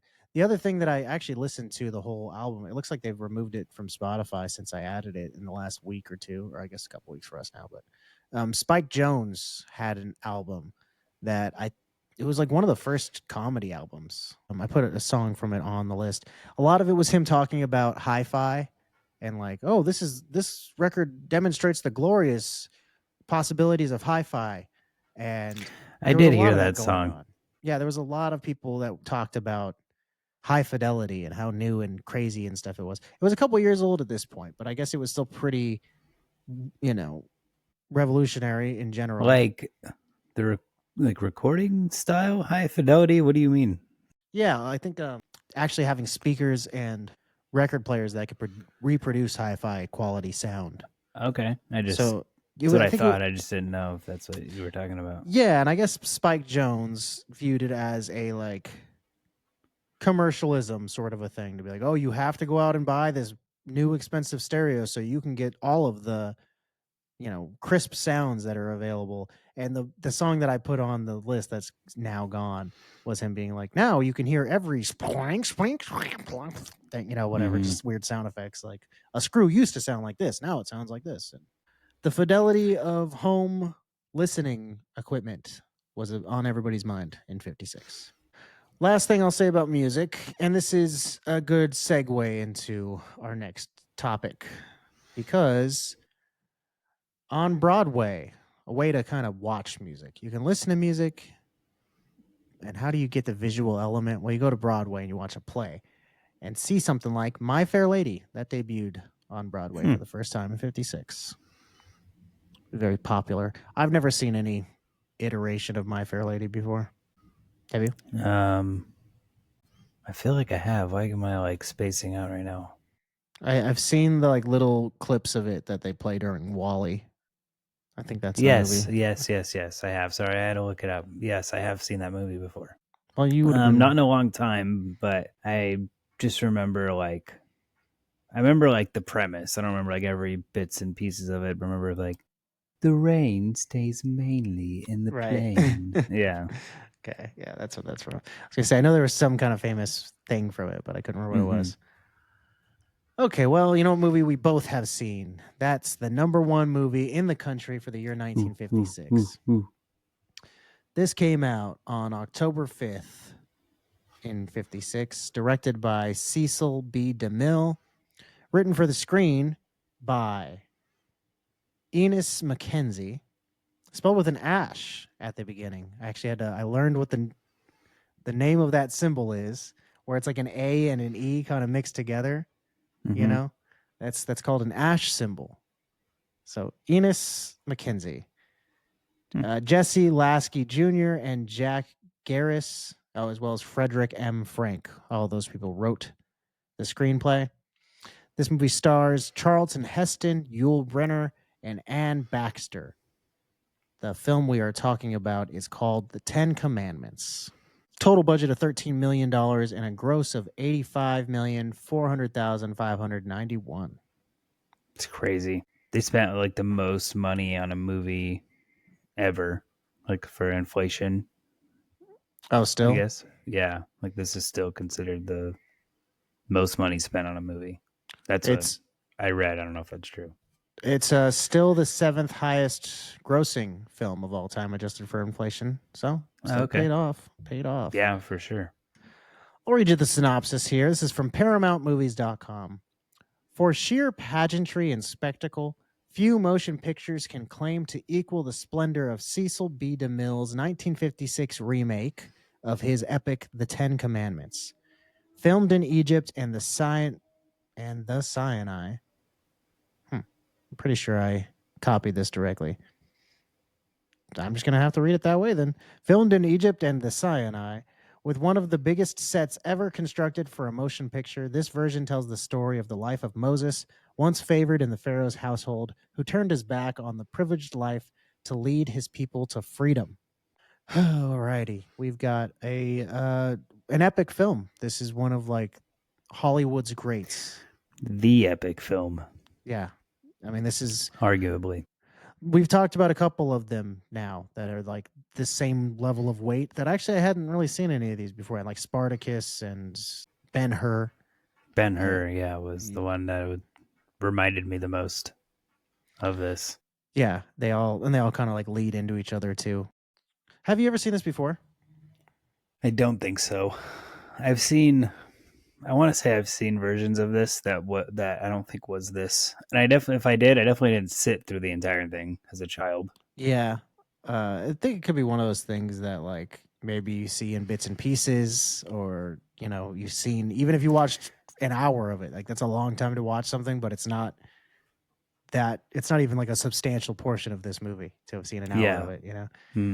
I think I remember this as being one of those ones that my grandma's house, like she didn't really like watch TV or movies, like you weren't really allowed to watch stuff like that at her house, but she had things like this, like she would have the Ten Commandments and an old really old movies and really old TV shows of biblical stuff. So I think I kind of remember this being something where I came into like the room and my cousins had this on. I was like, hey, what are you guys watching? They're like, the Ten Commandments. I'm like, I don't want to watch this crap. Let's play Legos, you know? So I don't think I've really seen it. Also, the runtime. That's something that's probably kept me from ever tuning into it. You know, like if you ever are intentionally trying to sit down and watch this movie, you're going to see it's like 3 hours long and be like, ooh, fuck, you know? Yeah. Can't be friends anymore. Just kidding. I'm not gonna sit here and watch a 3.5 hour movie. No, it for it being as long as it was, I guess I didn't expect it to like be so focused on the beginning of his life, of Moses's life, because that's like Yeah. majority of it. Like you expect it to be about the crossing and him leading them out of Egypt and like what you would think the Yeah. Ten Commandments would be about, right? But no, like most of this movie is before all of that, even. So I thought that was an interesting take Yeah, it was like 2 of it. hours into it. I was like, they haven't even mentioned the Ten Commandments yet. You guys got to fucking rename the movie. Like, it's fine if this is the last thing that takes place, but just change the name to like the Tale of Moses or something, you know? Moses' tale to the 10 Commandments. Yeah. He doesn't have a last name, so they couldn't have just been like Moses Johnson or whatever. Like, so nobody would Moses have known. of Egypt. Yeah, so it's Isn't kind that of hard to name how how they like describe him. Jesus of Nazareth? Jesus Yeah, of that's Nazareth. how you Like, do isn't that like most of how those they people. would? Yeah. I'll give you some of the old-fashioned casting things. Not as I don't have as many. I think when there's older movies, like the alternates for the castings aren't that interesting to me, because I don't know all the alternate people. Where it'll be like, Hmm. what do you mean Edward Chestnut was going to be the fucking alternate? Like, oh my god, can you imagine a world where Edward Chestnut was Moses? So, but some castings I will point out that actually did make it in the movie that were pretty interesting was, first of all, Sephora, I guess is how you pronounce it in the film. Yvonne DiCarlo plays her, the daughter at the end that he ends up marrying. Yeah. She's Lily from the Munsters. Oh yeah. Yeah, I thought I that was neat. recognize that. And now I recognize her. Which you also had Vincent Price as Baca and John Carradine as Aaron. So there were like a lot of John Carradine's been in a ton of horror movies too. He's been in Dracula and like The Howling and stuff like that. So there were a lot of horror actors that found their way onto this set. I found that interesting as I was watching it. I just kept being like, "Hey, look at that! What's this guy doing here?" You're not supposed to be in a movie about Jesus. You're supposed to be in a movie about the devil. Oh, Jesus, Moses. He would fulfill the prophecy set forth by the Old Testament.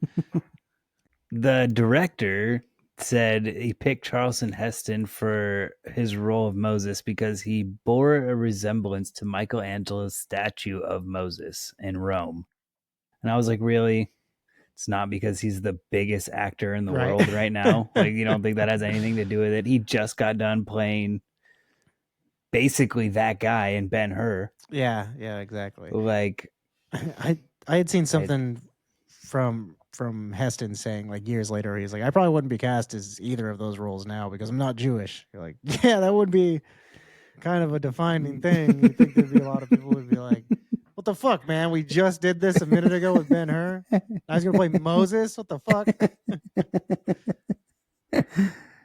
Cecil DeMille narrated the film. Oh, that was kind of neat. I always like that when somebody narrates the movie that they're in. There's a lot of narration in this movie too. There is, yeah.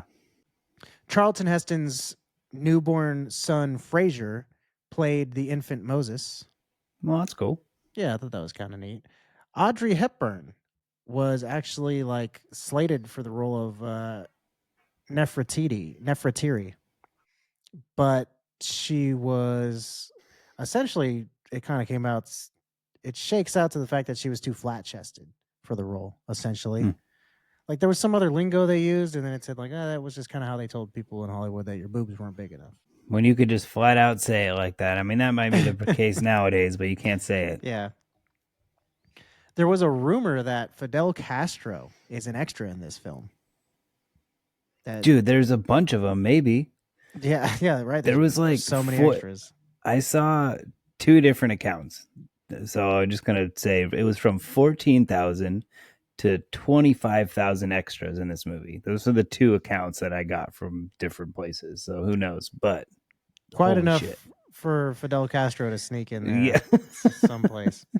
He was possibly an Egyptian soldier. It's like, that's a lot of information for us to have and not have any kind of reliable picture and be like, he's probably this guy, Yeah. So I don't know. I couldn't find any real concrete evidence, but I saw it brought up enough that I thought, I'll go ahead and point it out. So I didn't read that until after I was done. So I couldn't sit there and eagle eye with every Egyptian soldier and be like, are you Fidel Castro? None of them have a cigar. Carl Switzer was an extra playing a slave in this film. He was better known for his role as Alfalfa in The Little Rascals prior to this. He also plays Benny Haynes, the dog face boy in White Christmas. So when I saw his picture, I was like, I recognize that guy. And I was like, oh, is he Benny Haynes, the dog face boy? He is. He's like, they show him in a picture. He's the Haynes sister's brother. Oh, yeah. Like, oh, I have a picture of him. And then he's like, oh. Random. So, but I just thought that was nuts that this kid would go from being Alfalfa to being an extra, one of somewhere between 15 and 20,000 people on set. that he's just like sort of lost in the crowd over the course of, I don't know, 10 years or whatever, that he just goes from being like a super well-known actor to being a complete unknown extra. Kind of sad. That is sad. The voice of God was uncredited. They actually decided not to, kind of out of respect for the role. They said, like, we should leave it. For God. Yeah, just have this be. We don't. Nobody God deserves. knows who did it. I don't think. They just thought like nobody deserves the credit of playing God. I guess. Yeah, we don't need to assign that to somebody. But the way they actually now, if you use like audio editing software, and you pitch up the voice, you can tell that it's Charlton Heston doing the voice of the burning bush. The first time that you see God. Okay. So they just make his voice deeper? Yeah, they just slowed it down and so like pitched it differently. Oh, okay.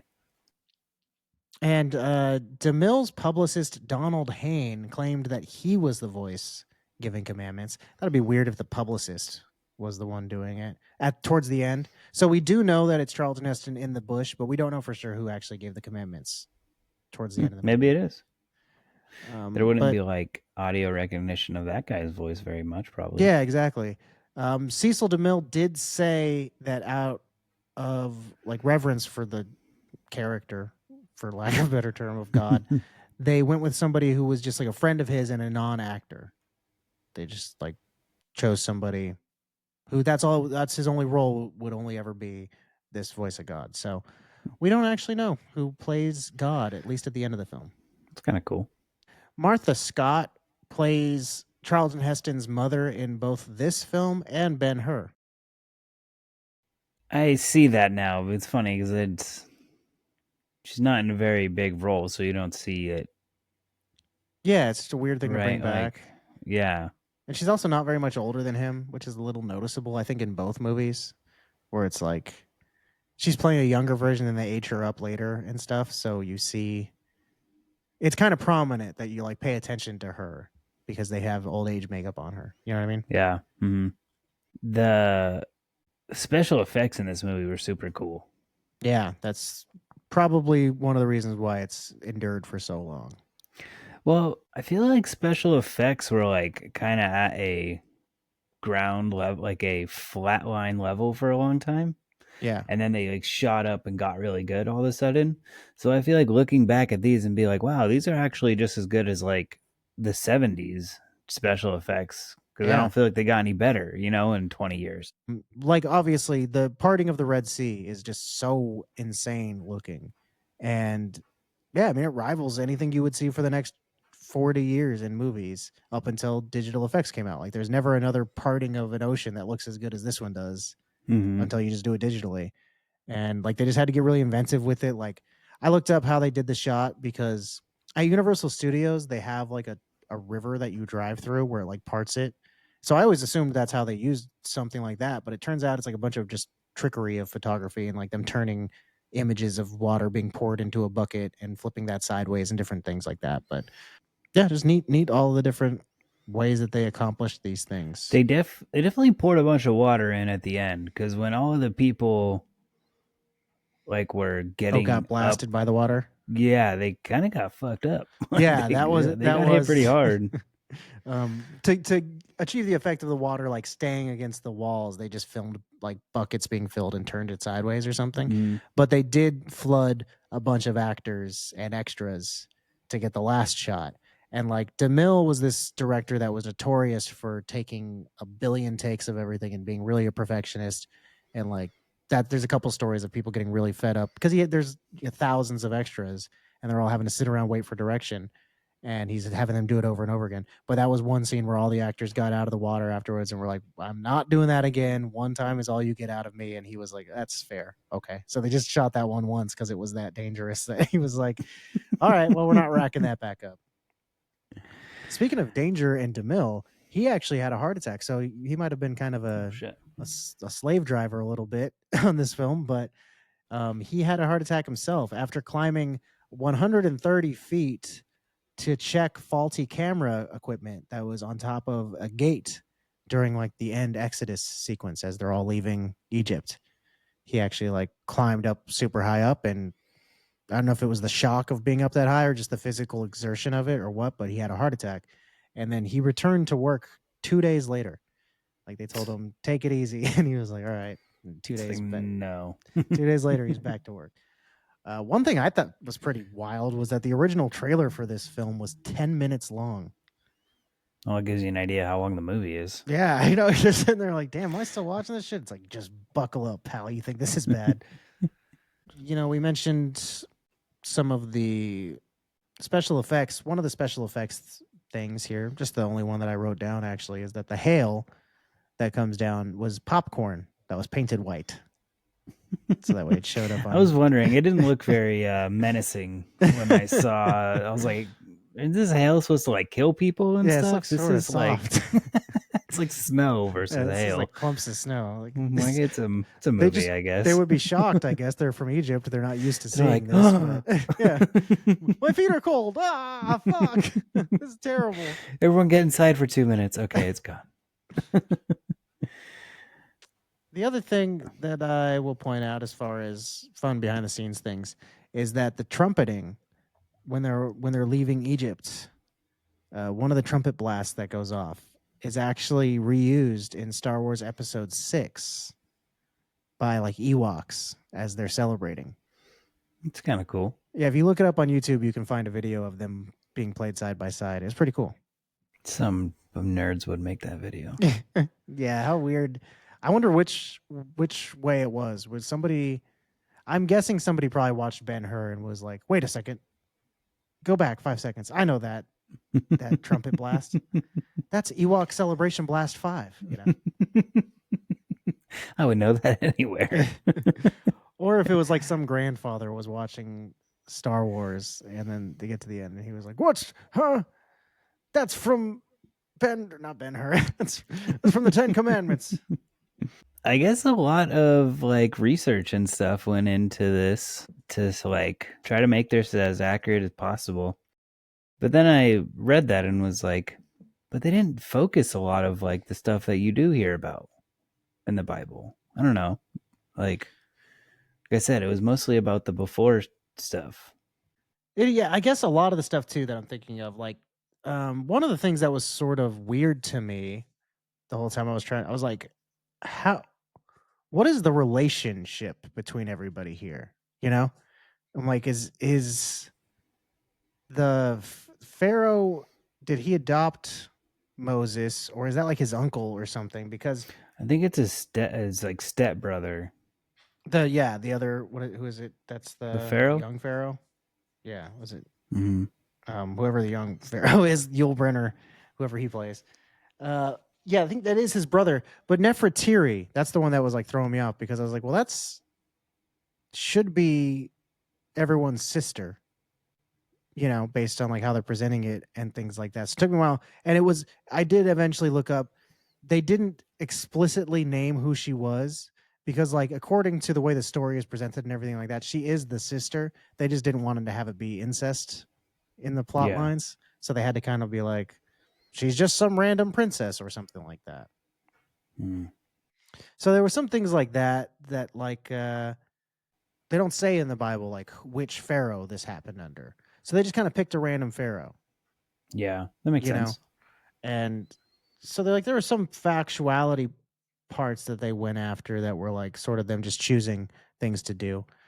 But then in terms of like the biblical stuff, I think is where they got a lot of praise, because again, it was a really religious country back then. Yeah. And I think in terms of like just like, I don't know, I guess like the biblical accuracies of like the later parts of the movie and stuff like that are concerned. Because like you said, I guess really a lot of the beginning, there isn't a whole lot to go off of. So they just had to make things up. So it's kind of weird. Yeah. I mean, there are things that they did keep in there. Like they carried, let's say, the bones of like Joseph across. And that's like in when they can see him carrying bones in the Red Sea, like it's like a skeleton. Yeah. I thought that was interesting. I was kind of like, oh, it's neat of the Egyptians to let you just keep these bones. Is it the guy's name, I can't think of it, who he saves his life. Joshua or something. Joshua. I think it's Joshua. Okay. So Joshua in the Bible is younger and not the person that he saves. He saves like some unknown, unnamed Jewish slave. So they kind of like create that character in this movie Mm. because he's younger than Moses is and he like takes over after Moses dies. But in this, they're like the same age basically. Kind of introduce him sooner. Yeah, so I would. That's the biggest thing I noticed. One of the things that I was just thinking that they changed, like Moses in the Bible is like not a very good public speaker. So I think that they actually like attempted to have him do it with like some sort of speech impediment at first, but he just couldn't get it down in a way that he was happy with, which I think, yeah, that would have been distracting. You don't necessarily need that for a full movie. The way that they actually made it, it's like it's this epic story of God's power and all that. Whereas if you tell the way it actually happened, it introduces more of like a human element of the story of like, damn, Moses had to overcome this thing that you don't really talk about too often. That like it was hard for him too, you know? Yeah. Well, let's see.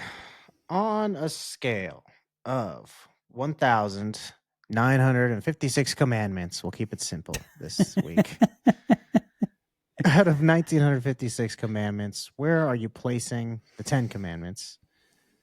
I'm gonna give it. I'm gonna give this one 1,342 commandments. I'll give it 1,456 commandments. Yeah, I appreciated the amount of time and effort that went into this movie. I agree. I think there's a lot of cool stuff about it. I think it's too long. That's my complaint a lot of the times, but yeah, it is really unnecessarily long. But the same with like Ben-Hur. There was like definitely shots that they're like, oh, you want to show off the stuff we made? Let's show it off. You know what I mean? yeah. But back then you would go to see a movie, and it's like that was the thing you were doing today, and you didn't really consume media all day throughout the rest of your time too. So it was like this, spend 3 hours in this world that's different than my own. Yes, it makes sense. You're right. Well, let's talk about a couple of the other movies that came out this year.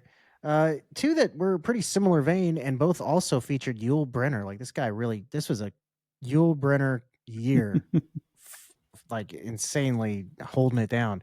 He did 10 Commandments, he did Anastasia, and he did The King and I.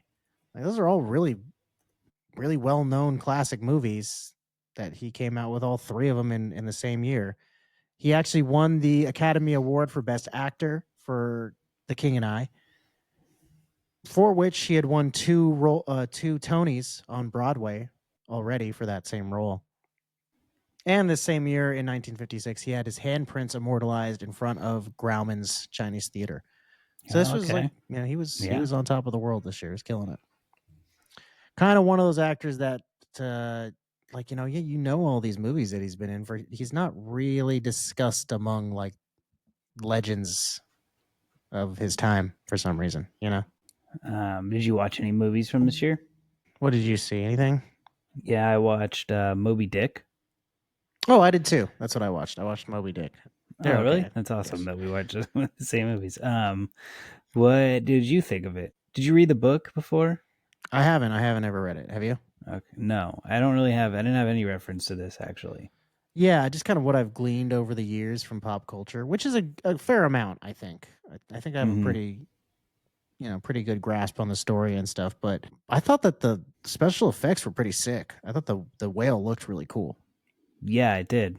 I was pretty surprised by it, actually. All of the boat scenes and stuff, I mean, that looked really cool too. Like it definitely looked like they were using like a real boat out there too for a lot of the shots. Yeah, it was pretty impressive actually. I recently, it might have been for 1954 actually. We might have mentioned it even. I'm just spacing out on it, but I saw like a quick image of them filming 20,000 Leagues Under the Sea, and it was like a guy in a huge water tank, like on a boat with a sea monster attacking it. Like all of that was just happening, in actual life, and that they were filming it. And yeah, just like, man, the filming a movie in the water is like crazy to me. And the fact that they did it back then with like that level of special effects, like it looks way sicker than anything they did in on land in any movies, from Yeah, back then it's at true. least. A couple of westerns that were all really big: Giant, The Searchers, and Love Me Tender, which was Elvis's debut film role. So Mm-hmm. as I mentioned earlier, he's all over the place. A lot of spy movies were popular back then, like Lisbon, we mentioned, A Kiss Before Dying, The Man Who Knew Too Much, Please Murder Me, and The Wrong Man. Please Murder Me actually is a movie that I watched. That was it was all right. I didn't love it, but it was okay. Watched The Killing. This guy assembles like 5 different people to rob a racetrack. They end up like killing one of the people, and then it's really good. I don't want to spoil it, That but sounds cool. One that I wanted to see from this year, but was unable to get around to. I couldn't find it streaming anywhere. Was Around the World in 80 Days. That looked cool. Just I mean, I've seen the Jackie Chan one. that's the first thing I thought of when you said that. There was a 1984 like movie that they made that I wanted to watch, but I couldn't get it. And last group of movies I'll talk about here are the horror films. I always save that for last. Some sci-fi kind of stuff back then was kind of your horror thing. Invasion of the Body Snatchers is a film that I've seen before. I did rewatch it this week, but that's such a great horror movie. I've actually, I think the first time I saw that was in theaters. That was really cool. You also had Forbidden Planet, which I've never gotten to see, as well as Earth versus the Flying Saucers. Same thing there for me. And then Godzilla, King of the Monsters, was the first time American audiences got to see Godzilla. I've Oh never hell seen yeah! this version of it, but I've never this is seen it either. I don't think. this is a re-editing of the first Japanese film, which I have seen. I think that came out in 54. I believe I talked about it on the show before, but that originally released in Japan. They re-edited it and added in an American character, so that way Americans could watch it without, I don't know, crying or whatever the fuck would have happened if they were forced to watch Japanese people for an hour and a half. But they like edited in a bunch of scenes of some guy just speaking English and being like, well, that seems wrong to me, or whatever. Like Godzilla's bigger than he should be. Like I don't know how the fuck you needed extra stuff in there, but they changed it around for Americans. So I have not seen that one. I've heard it's kind of a waste of time if you've seen the original, but I love the actual original one, so I might check that one out at some point. But I've not seen it as of yet. So I have seen a handful of these movies, but a lot of times when we go back and look at older years, the movies are like the music. Those are two places that oftentimes this stuff doesn't survive. Yeah, for sure. Okie dokie. I think I'm all about done with 56. Yeah, I think so. But we have one more set of business, and this is kind of difficult for me. Yeah, we got to decide what we're saving from the year. What occurred or what came out or what happened, what song is there, what food is there that you're not going to be able to live your life without. It's going to be an easy one for me, I can tell you that much. Okay, you go 'Cause first. Then. I'm looking at it right now, and I've had this perfectly in my mind the whole time, and it didn't take any extra looking around at all. You know what? I think I'm just going to go ahead and save Screamin' Jay Hawkins, I'll Put a Spell on You. I think that's a really sick song. It's probably my favorite song to come out from this year. And just super badass, actually, that song. Just sounds super sick. It must have been shocking for people at the time. I did read some stuff about how like it was banned from a lot of radio stations and things like that, and people thought it was scandalous that he They was were singing this actually way. getting a spell put on them when it was happening. Exactly. I can see people being like thinking that. All right, what do you got? I'm also gonna do a song. I'm gonna do "Roll Over Beethoven" by Chuck Berry because I really, really, really like that song, and I like other covers of it too that people have done. Yeah, you don't get the And covers if you don't have the original one. yeah, exactly. So I'm Or saving just that. Van Halen comes out with one really weird anachronistic song like way later. You're like, what? They wrote this song. They were the first people to do it. A close second was going to be Cocoa Puffs. Yeah, that's a good one. I almost said Play-Doh, but I decided against it. So we're almost super unique. we got a couple of songs. Yep. Okie dokie, everybody. Goodbye, Elvis. Goodbye, NFL. It's true. Got a couple things that are not going to be there anymore, but that's all right. I'm happy. I'm fine with my choice. Oh, this is a good song, actually. Everyone go out and re-listen to I Put a Spell on You. And if you've only ever heard Bette Midler's recording from Hocus Pocus, you're in for a real treat when when you hear the original by Screamin' Jay Hawkins. Okay, well, 56. This was, it's always such a big mission for us to go back this far. You know, it takes a lot of energy out of us. It takes a lot. We're gonna be tired all week as we go back to our normal lives. It's a long flight, but I think we'll both be thinking the same thing when we think back on 1956. And that's that we wish we were then.